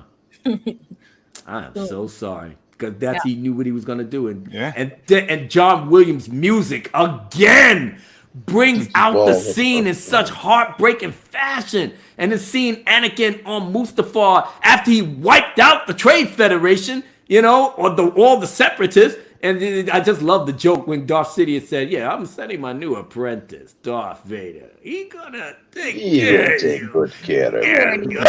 These idiots were sitting there. Oh, we're gonna get a prize now. Yeah. Now after they did, yeah, I know. It's like, oh, what you gonna buy with your part of the money? Oh man, I'm gonna take a vacation. I'm gonna bang out some Twilight chicks. Oh man, we're gonna go gamble at Canto Bite. Oh man, we're gonna have a lot of fun. Darth Vader came in there. Hey, Lord Vader. Oh, we was expecting you. Out of here. What we forgot to mention was a pivotal moment between Anakin and Padme before this is when she was asking him on the couch, do you think we're on the wrong side? Yep. Oh, yeah, that's right. That was in the book, not the... No, it was also in the movie. They had a little. They touched on it in the movie as well. Mm-hmm. And like, I don't believe that, and you're sounding like a separatist. Mm-hmm. Yeah. Mm-hmm. Yeah, and he said, make that request in the Senate where it belongs. Everything went back to politics. Yeah, that was when he was all stressed the hell out. Mm-hmm. Yeah. But by the time he got to that, and Obi-Wan left, Padme knew what she had to do. Because if he's telling him all of this, Anakin gave her one story, Obi-Wan giving her another. And she finally says, I got to find my husband and find out what the hell is going on. So she did. And when she found him, he's like, what are you doing here? He said, Obi-Wan told me horrible things. And he was like, holy shit, he's alive? That was in his head to say, he's actually alive. Actually, he said that out loud too. In the book, he's like, Obi-Wan's alive? Oh, he said it in the book. In the book, he says it out loud. I forgot about him. Oh, okay. But in his head, Obi-Wan's alive? Right. He said, and he said that you killed younglings. And then Anakin sort of like nonchalantly like, yeah. For a moment, he looks down like, oh shit, she knows. Yeah. But he then turns it back. He's like, Obi-Wan's trying to turn you against me. Right. Yeah, I didn't do any of that shit. Mm-hmm. That's what he kept telling her. And when when he kept telling her, I did it for us, to protect you. And the more she kept talking to him was like, Obi-Wan was right. It was like Anakin's own words just really was cementing everything that Obi-Wan was telling her. He said, I become the most powerful Jedi ever. In so many words. He said, I'm stronger than the Chancellor. I can. And he started stuttering like I can overthrow him. Like he already knew in his head he wasn't going to follow Palpatine no more than what he had to. He wanted to get that information, and he was going to take him out. Take him out because he was drunk at that point. He was gone. Yeah, he had his own plan, but the more he was talking about it, he said, "Then me and you can rule, and we can make the galaxy what we want it to be."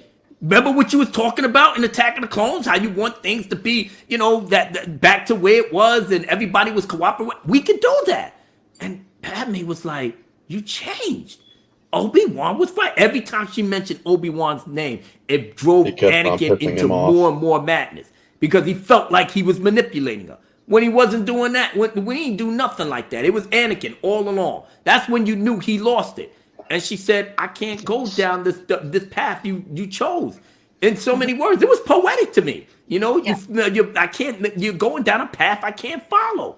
She said, "I love you. Come away. All I want is your love. That's all I want. You're the father of my child.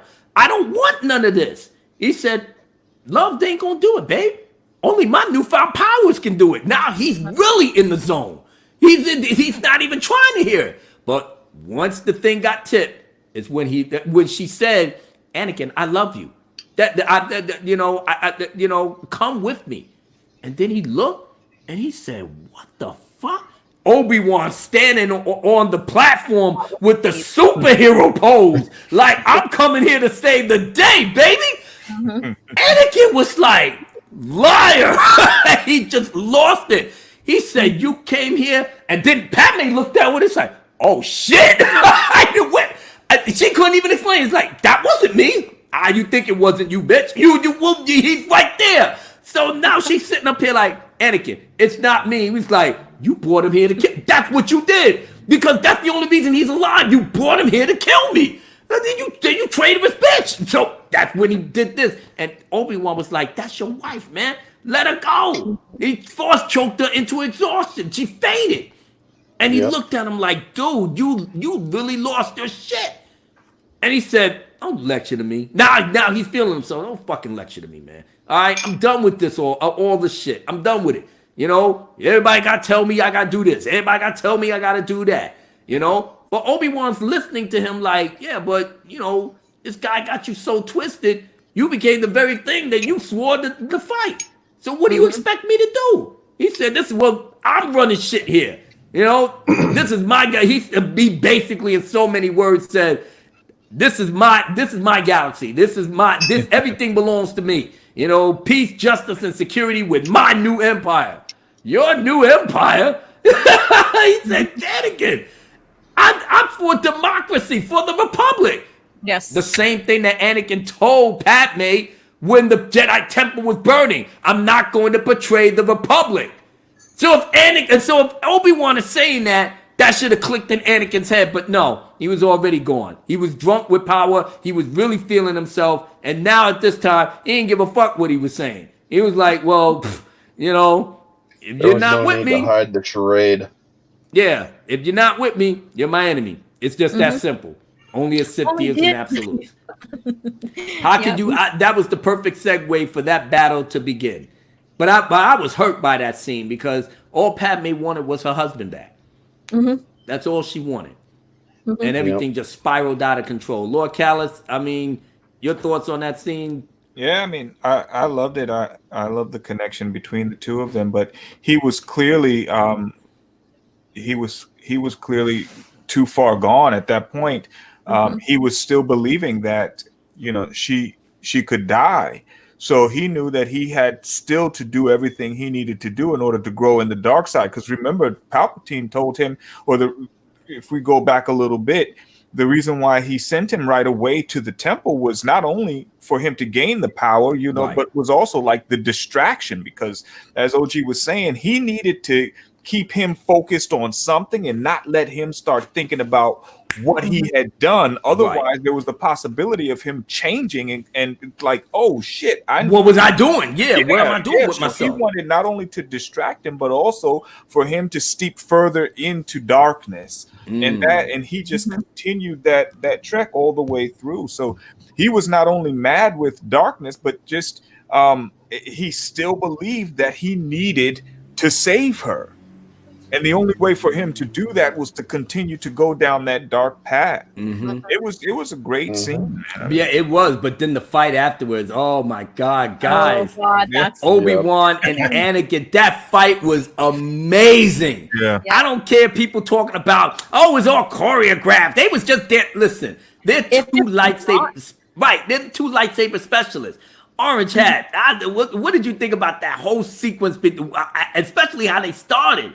It was like they was fighting so fast in a blur, and they was actually doing their own stunts. It was, and that's when I first see a movie, when it comes out on DVD, I want it with the audio commentary. I watch it several times. Once with the normal audio, second time with the audio commentary and whatnot. And when I saw it with the audio commentary, they're like, this is Ewan and Hayden going, this isn't sped up, this is them going all out. And people complaining, "Oh, it's choreographed." It's like, Motherfucker, of course it's choreographed. Otherwise, they'd be smacking each other's hands and whatnot. I mean, you actually see in the freaking making of it's like Hayden gets his fingers. He's like, yeah. And he's like, oh, fingers? He's like, but yeah, but that fight, oh my. You could tell that fight took freaking months planning. That fight took months of training, and it was perfectly executed. It was raw emotion. It was sorrow versus rage. Rage, exactly. It was you Kenobi's said it brilliantly, sorrow versus Anakin's rage. Yeah, and it was like, oh, so beautifully done, man. I'm like, this is my favorite freaking fight. Yeah, but then the cup between Yoda versus Palpatine. Oh my God! Just by Yoda coming entrance. in. He played those two guards like they were nothing. It ain't nothing. And then Palpatine looking at him like, holy shit. No, actually, Palpatine turned around, but the other dude that was right next to him, he's like, holy shit. Yoda found us.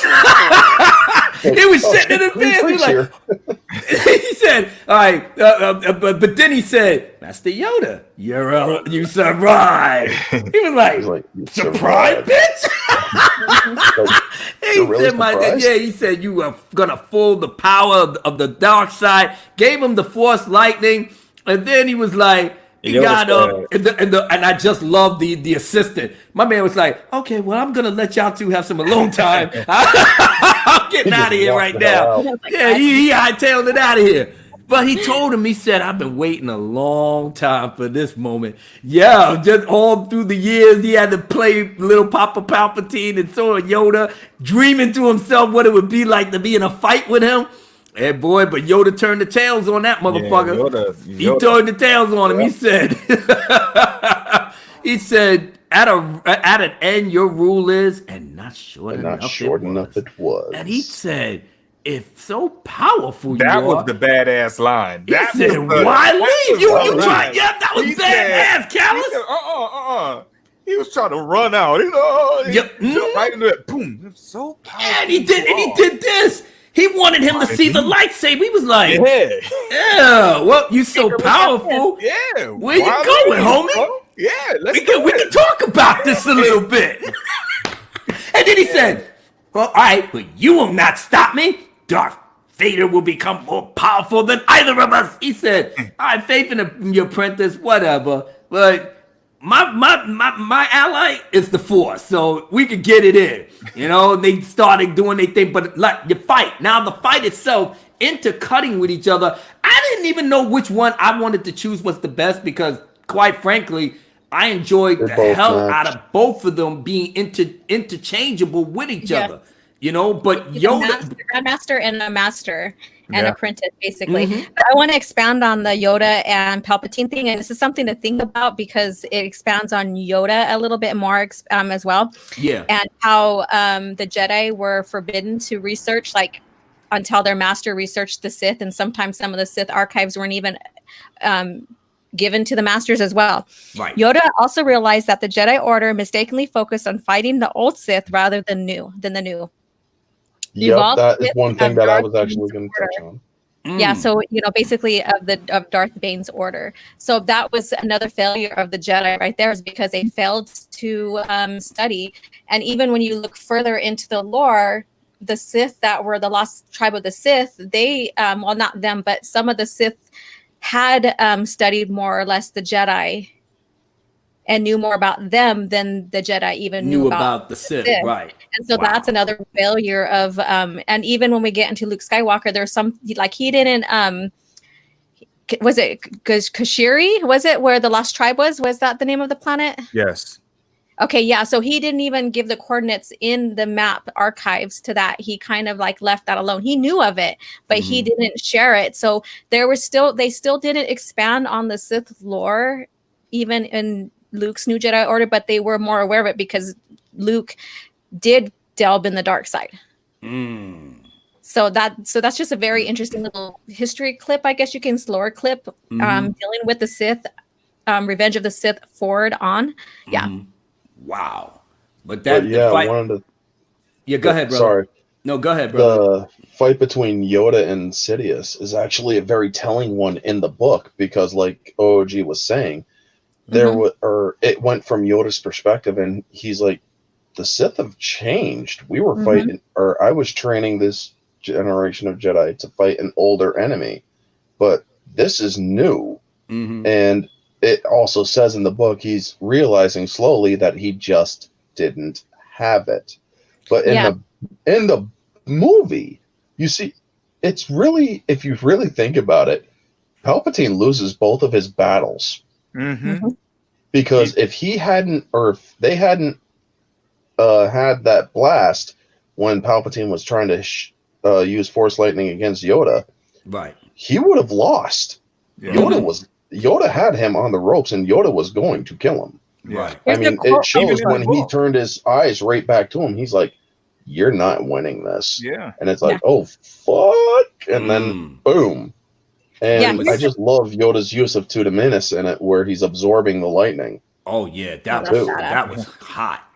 Okay, so here's, I'm going to expand further on that. Here's the quote from the book, or basically from the book. He had lost before he started. He had lost before he was born. Wow. Exactly. And that's like, but put that in context, because that was mentally, because he wasn't physically able to beat him. Right.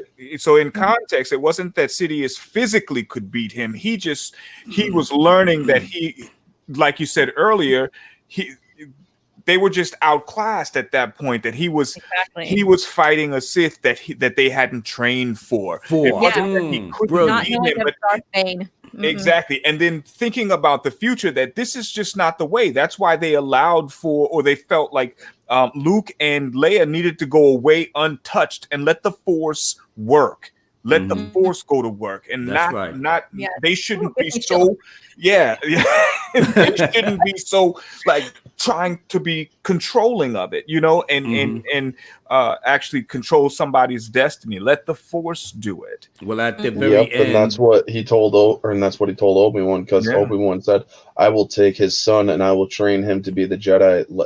I will train him like Anakin should have been trained." And Yoda's like, "No. Yeah, well, that's because he was learning from his own failure. He's like, these two need to find it their own way, and we will be able to train them when the time comes." Right, but at the end of it, Anakin made his fatal mistake. His hubris basically finally caught up with him. And Obi-Wan said, "I had the high ground," which is another meme in and of itself, and which is my damn channel was named after. So I love that meme. I love it. He basically caught him out there, and Anakin was feeling himself a little too much, and he left from there. And all Anakin said was that you was the chosen one. You were supposed to defeat the Sith, not join them. Yeah. But at the same time, bring balance to the Force, not leave it in darkness. And he picked up his lightsaber. He couldn't even bring himself to kill him, even though that's what Yoda told him to do. You got to take him out. But he couldn't do it. But he figured, let the Force work its own magic, because he was already burning. And he just said that, "I hate you." And he had the Sith eyes and everything, but he told him he loved him. And in the book, remember, he could feel Sidious coming, so he was like, "I got to get the fuck out of here." In the book, he actually says, or it would be a mercy to kill him, but I'm not really feeling merciful. Yeah. But then he also felt the shift in the dark side, and he's like, that means Yoda must have died, and I'm not, or I just defeated one Sith Lord. I really am not in the mood to face another one, right? So he packed up and bounced, but he took Padme. Yeah, he took Padme with her, and she kept saying, "Is Anakin all right?" And then she fainted again, and just traveling back to the asteroid Polis Massa. Yeah. Yeah, and so now she gives birth to Luke and Leia. But she succumbed to what everybody, had this debate about, whether, she died of a broken heart, or did Palpatine did this. I mean, sometimes the body and the mind just wasn't in sync. And in her head, the shock. There's a lot of factors to it. Yeah, there's a lot of factors to it. But I'll just simply say that the shock of everything that went on, how Anakin tried to almost kill her, but at the same time, he was in, not himself. And she deeply felt like this was not my Anakin. Anakin is a good man. He is. He always been a good man ever since she first met him when he was a child. So something in him snapped, and it was all based off of her and her survival. But the irony of it, and the book went in it so deep that it was almost scary.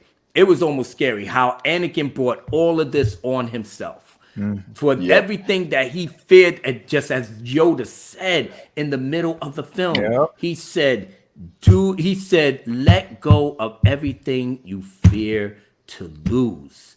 And what you fear, if you don't let go of what you fear to lose, that whatever you do to bring about that would be on you. And that was all on him. His arrogance, and even Anakin felt that when Sidious put him on the table. Now he's in the metal suit.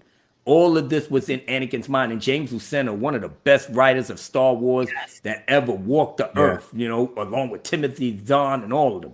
He literally showed you or wrote or showed you the mind of Anakin, his thoughts going into that suit and what he felt. Even the book went into it. What he felt. It leads into this. Leads directly into that. So all of that was just to say that Anakin in his head, he knew he fucked up. And he ain't got nobody to blame but himself. So once Sidious told him that in your anger, you killed her. She was alive. I felt that was the last thing he remembered before he got carted off. She was still alive. How the fuck? Well, how could he explain? I felt her. He basically said he felt her alive. He was trying to kill Sidious at that point. He wanted to destroy everything in that room. Everything in that room. He reached out, but he couldn't reach the power that he once had. And then he slowly reflected. He's like, and it was that point that everybody was a slave at that point. Exactly. Yeah. I could have. Padme was right. I should have just left with her. I could have raised our child, but at the end, I was thinking of only one person, and that was myself. And the shadow in this book, and the shadow. And as much as I hate the shadow is still kind and it's accepting. Yeah, it accepts I hate it, you for but who I you need are. it. Exactly. I hate it, but I need it. The irony is that we see Anakin start off as a slave, and then he goes as a slave to the dark side. Wow, or he's redeemed. So that's deep. And that's how the movie ended. He traded one master for another. He thought he had all the answers, and now he was left with questions. He was never free. Exactly. And I love after he had slaughtered the separatists, when Newt Gunray's like, we were promised the war is over. When he was killing all of the separatists, some of them were actually talking to him. He's like, we were promised a handsome reward. I'm handsome, aren't I? Slice. Oh, then, in the book. That was Shumai, the little short woman. And then Newt Gunray's like, we were promised to be left in peace. And he's like, the transmission was garbled. He said you were going to be left in pieces. I mean, he was trolling the fuck out of those guys. Yes, he was, man. Yes, he was. But he was in the zone at that time. Slice. Thank you. My God. Oh, my God. The book was beautiful. It was, but it complemented the movie so great. And it's so sad how it ended, but it left the glimmer of hope when Obi-Wan brought baby Luke, to Uncle Owen and Aunt Beru at the homestead, and Bail Organa and his wife is holding Leia, and they're on Alderaan. So the future was set. Everything was setting up for now the original trilogy to take over and tell their story. But the sadness and how this thing ended, and even when I was in the movies, man, it was like there was nobody clap. I mean, they was clapping, but it was like it was sad clapping. Yeah, it was sad, man. It was sad clapping because nobody won, everybody lost, and that was the last. It was Star the beginning Wars of the dark times, right? And that was been the last movie we would ever see of Star Wars. So we didn't think that there was going to be a 7, 8, and 9. We thought that was it at the time. But we and then we the Clone Wars enjoyed came out. Right, and we enjoyed the Clone Wars. We still had that the movie and then the show. Right, but was it the animated movie? But at that time, there was going to be no more Star Wars in terms of Anakin's or the Skywalker story, because Luke already saved them and redeemed them. And that's what makes Return of the Jedi an even greater movie now, because now we got into context everything that occurred and Anakin's whole mindset when he was telling him, Father, please help me. It all finally came back to Anakin. The very reason he went to the dark side of the Force to save his wife and child from certain death, only to find out that Darth Sidious lied because my wife was alive long enough to give birth to my son. So everything that he felt at that time, it was almost like it was a revelation. And that literally brought Anakin back from the brink. You know, we should have just stopped right there, but we sold it to Disney. I mean, they should have. We all got played. They really should have done a comic or something where Vader actually, after he learns that Skywalker is the name of the rebel, he should have confronted Palpatine. He's like, "You told me I killed her. How the hell could I have killed her if she hadn't, or if she gave birth? She was still pregnant when I saw her last. You lied to me." But at that point, I'm guessing he was just so dark he really didn't care. He didn't make the he was so dark, or so much into the dark side, that if he betrayed his master, as he told Luke, as he told Luke in Return of the Jedi, that he can't. It's too late for him. That basically the master, Sidious and the dark side are his master. There's no turning back. Remember he told that to him when Luke surrendered himself. Yeah, so that kind of plays into that. Yeah. Luke said so the mindset of and Vader, he said, "Then my father is truly dead," because he felt something in him, and he told him, "I feel the conflict within you. Let go of your hate. I'm alive." It was almost like two endings marry each other so much. If you take a look at that, Revenge of the Sith and Return of the Jedi, they mirror each other so well. Yeah. And I think that was George Lucas's whole plan in the get-go. He told him, I feel the conflict within you. Let go of your hate. In his mind, Luke was probably telepathically telling him, I feel you. I know your life, Father. I know what happened. I know why you went and did what you did. You let it go. I'm here. It was almost like you wanted your family. I am your family. I'm here. And I know that was tearing Anakin apart. But at that point, he was still under Darth Sidious's control.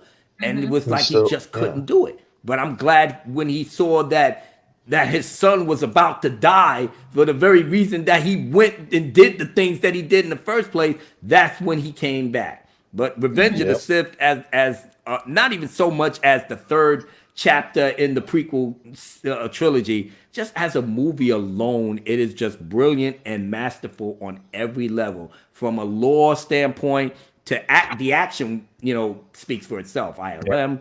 But from a movie standpoint, from a story-wise standpoint, it stands head and shoulders on its own. Final thoughts, OG Star Wars? Okay, yeah. So I love overall, this is like, again, both endings, like both sequels of both trilogies are my absolute favorite. I love how they marry each other, just like I just said. And I really love like seeing the scenes of Obi-Wan in Luke to Tatooine to the Lars. And I really love the scene of when we get to see Bria and Belle and baby Leia. And so I'm going to go ahead and just like segue with this right here. And this is another great book that could be a sequel to Revenge of the Sith, because this also is right after. These two books are basically the same timeline. So you can read these together. I was about to ask you, which one would you read first?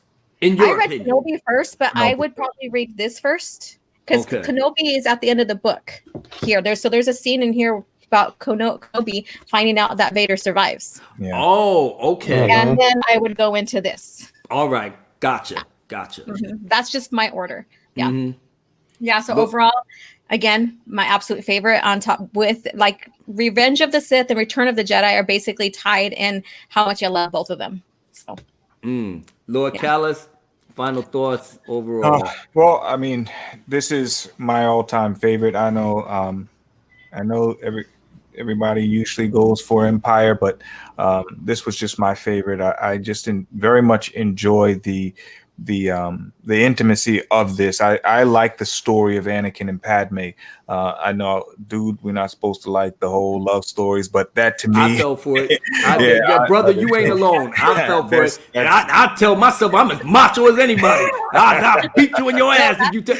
I know, yeah. So I just really love that, and as a father, it just I connect with also the fact that we see where he's coming from with the original or from the original trilogy. How this guy did not start off as a bad person. As you see, the first time we see Vader in A New Hope, you don't think that there was ever a good bone in that person's body. I mean, that is just a nasty mother, The best villain in movie cinema ever. The best. He doesn't look like there's any sign of redemption whatsoever for somebody like that. And then to see where he came from, it was just brilliant. To this day, it's still my favorite Star Wars movie. I very much enjoy it. Yes, sir. Orange Hat, final thoughts, brother. Overall. Orange Hat, you still there? Hello. Orange Hat? He's been having He's speechless. He loves my God. himself. Shoot. He's been having the problems. Oh, man. Internet problems. Let me see if he'll actually come back and say, I mean, my final thoughts pretty much that this was, to me, even though I have Empire still at number one, here we go. There go my brother. Go ahead, Orange Hat. That. You there, bud? All right, good to have you back very shortly. Just wanted to get your final thoughts on Revenge of the Sith. Okay.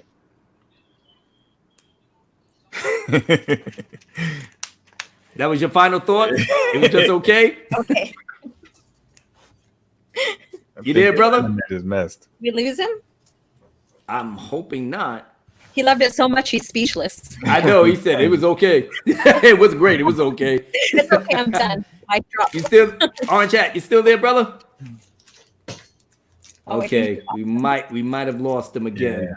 My final thoughts, like I said, this movie is just slightly under Empire Strikes Back as the number one. And at some point, maybe it will surpass it. Each time I watch Revenge of the Sith, I gain more and more insight into this movie that I haven't seen before. And, thanks to everybody here in the panel that really brought, the explorer in me. Like, y'all gave me so much to think about on the book level that and the lore level that makes it even more enriching for me to see, And that's right. Keep the product placements there. So for me, this one is this one is the thing that showed me exactly why George Lucas is the man that he is. And as much as I would like to say that, his style of filmmaking is old school, but it does it for me.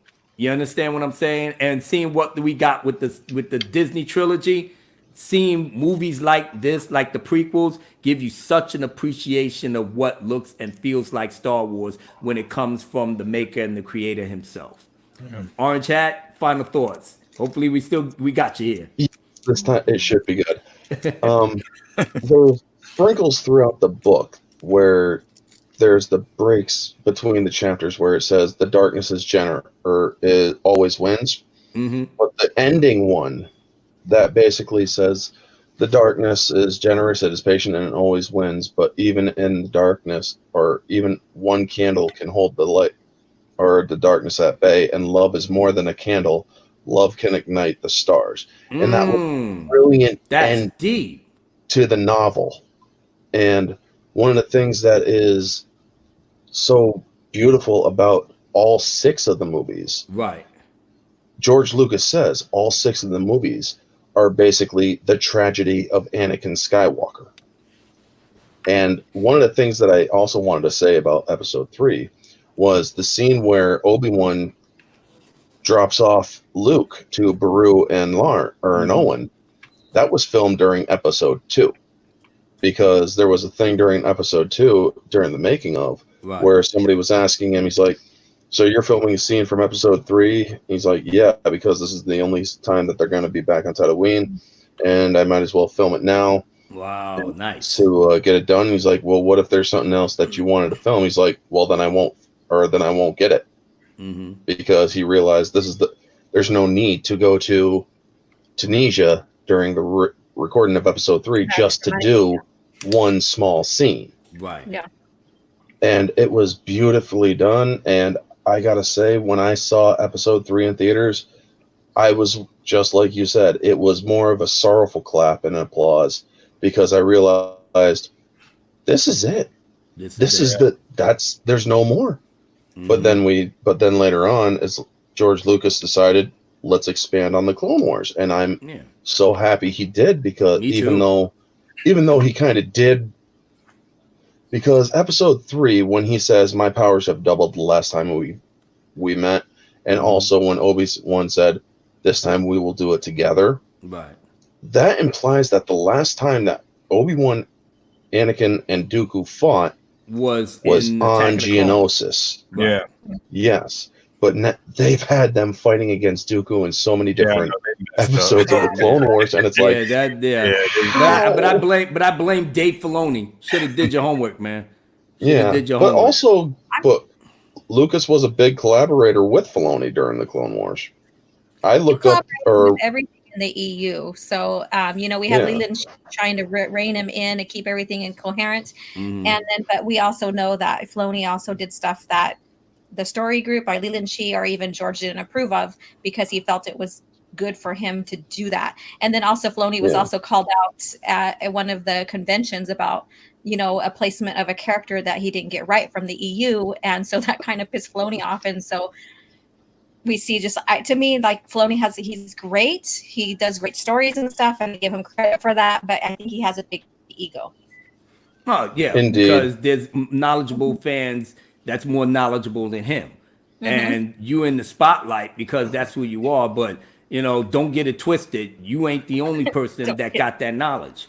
And that's something that I don't even think that he conceptualized, because you've been with Lucas so long that you actually thought, even though you sat at the feet at the master, that was all of that. We didn't sit at the feet at the masters. We just drank from the master's chalice all these years ever since we were kids. So, and what's so interesting about is the Clone Wars, the original Clone Wars, not the Clone Wars. George has writing credit for that. On the Clone Wars, he doesn't have no credit whatsoever. Right. Nope. And one of the things one of the things I will never forgive the Clone Wars show is how they butchered the Mandalorians. I am a Karen Travis. I am so in love with how she did the Mandalorians. Don't get me started. Boba Fett and Jango Fett were Mandalorians. That's the one thing.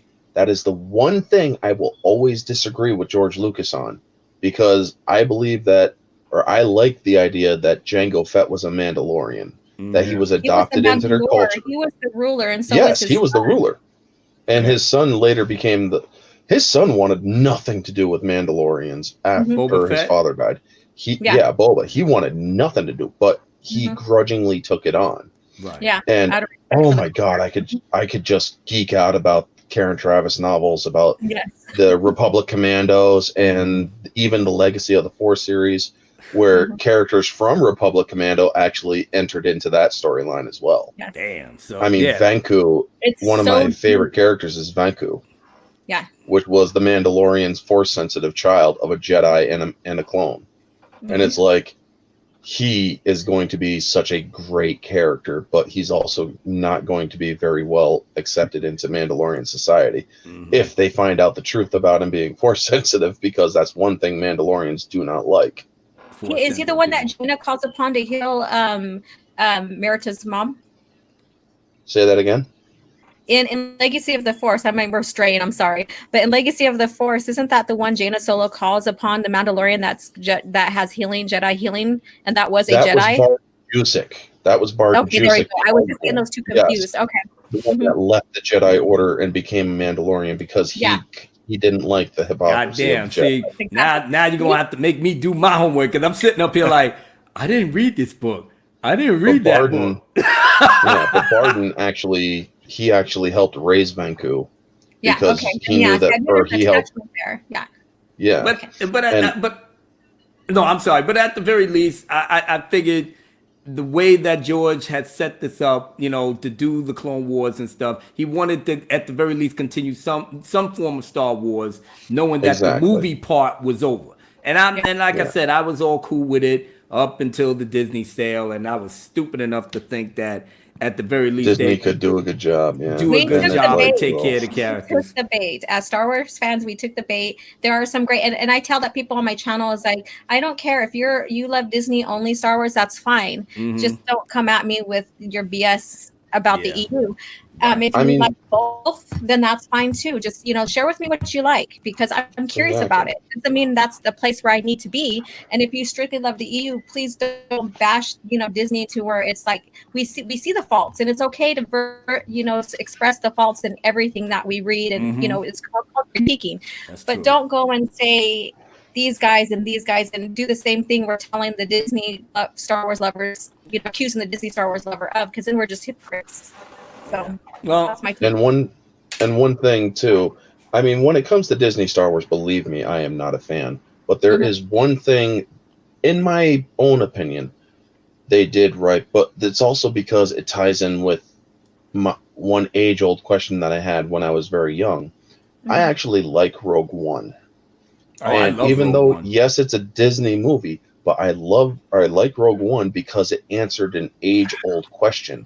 The crawl of Episode 4, the rebellion had won its first major victory against the Empire. Right. I always wondered what was that major victory. And the Battle of Scarif answers it, and it's like that is why this movie ties in so well to the original trilogy, even though the EU legends had their own interpretation of what happened between 3 and 4. And I mean, yes, there was the Force Unleashed and whatnot, but I still like Rogue One because it still had that Star Wars feel. Exactly. That was the only thing they got right, and they'll never do that again because Kathleen Kennedy put the kibosh on that shit. But and Kathleen Kennedy was the one that actually wanted the Vader scene, because originally there was no Vader scene with where he's slicing up rebels. So Kathleen Kennedy actually wanted the Vader scene? She's the one that put it in. She's the one that said we need to film a scene where Vader is slicing up people, where Vader is going after. So I will give credit where credit is due. She is a terrible person. Don't get me wrong. She sucks as president of Lucasfilm. Well, but I will give her credit for the one good thing she did.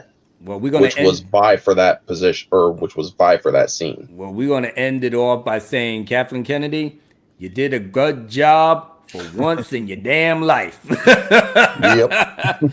So with that being said, everybody, golly, this was the longest in terms of discussing a one movie I have ever. 3 hours. But you know what? Revenge of the Sith deserved that. 3.5. Yeah, 3.5. Revenge of the Sith deserved that on every level, because we ain't gonna get no type of cinema like that again. So before we send everybody home, I am going to, you know what? We had a long ass segue, a long ass live stream about the movie. I'm gonna give you a long ass song about it, but it's not that long. It's not that long. But you know what? I took my time. I wanted y'all to hear my summary of Revenge of the Sith. It is sad. It is sad, and it's going off on a sad note because everything went to shit. But at the same time, it's necessary to say that the New Hope was still right there at the very end, and we could take it how we need to take it. But know that this movie alone proves that Disney's trilogy sucks beyond all measures. It will never touch anything that George Lucas creates. It will never even hold a candle to all the stories and the places and the technology that George Lucas helped usher in. All they're doing is just pissing in the wind as far as I'm concerned. So with that, let us now finally give our own specific summary of Revenge of the Sith. And boy, I've waited a long time to put this together.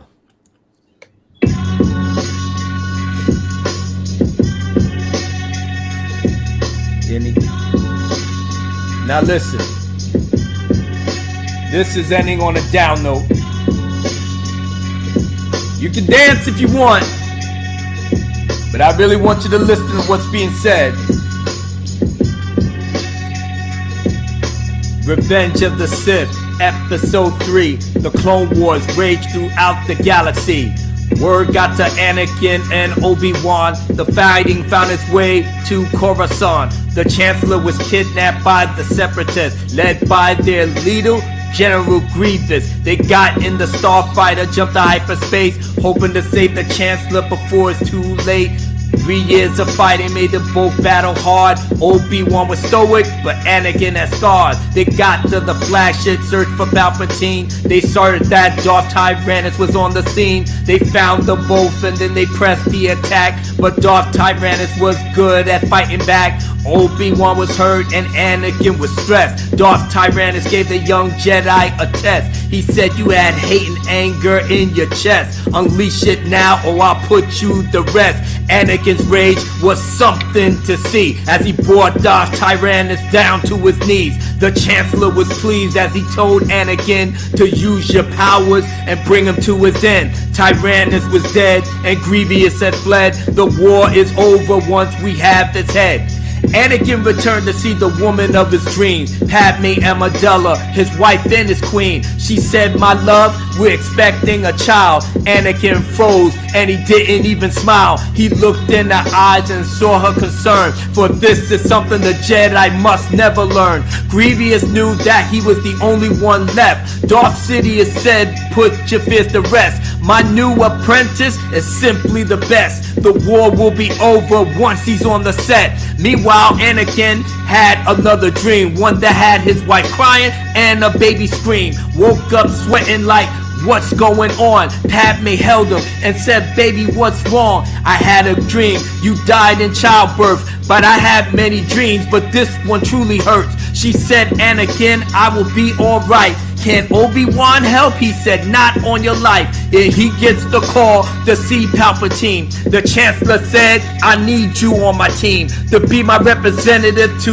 the Jedi and make sure that they will always comply." Mace Windu said that you can have a seat, but you're not a master and you can never speak.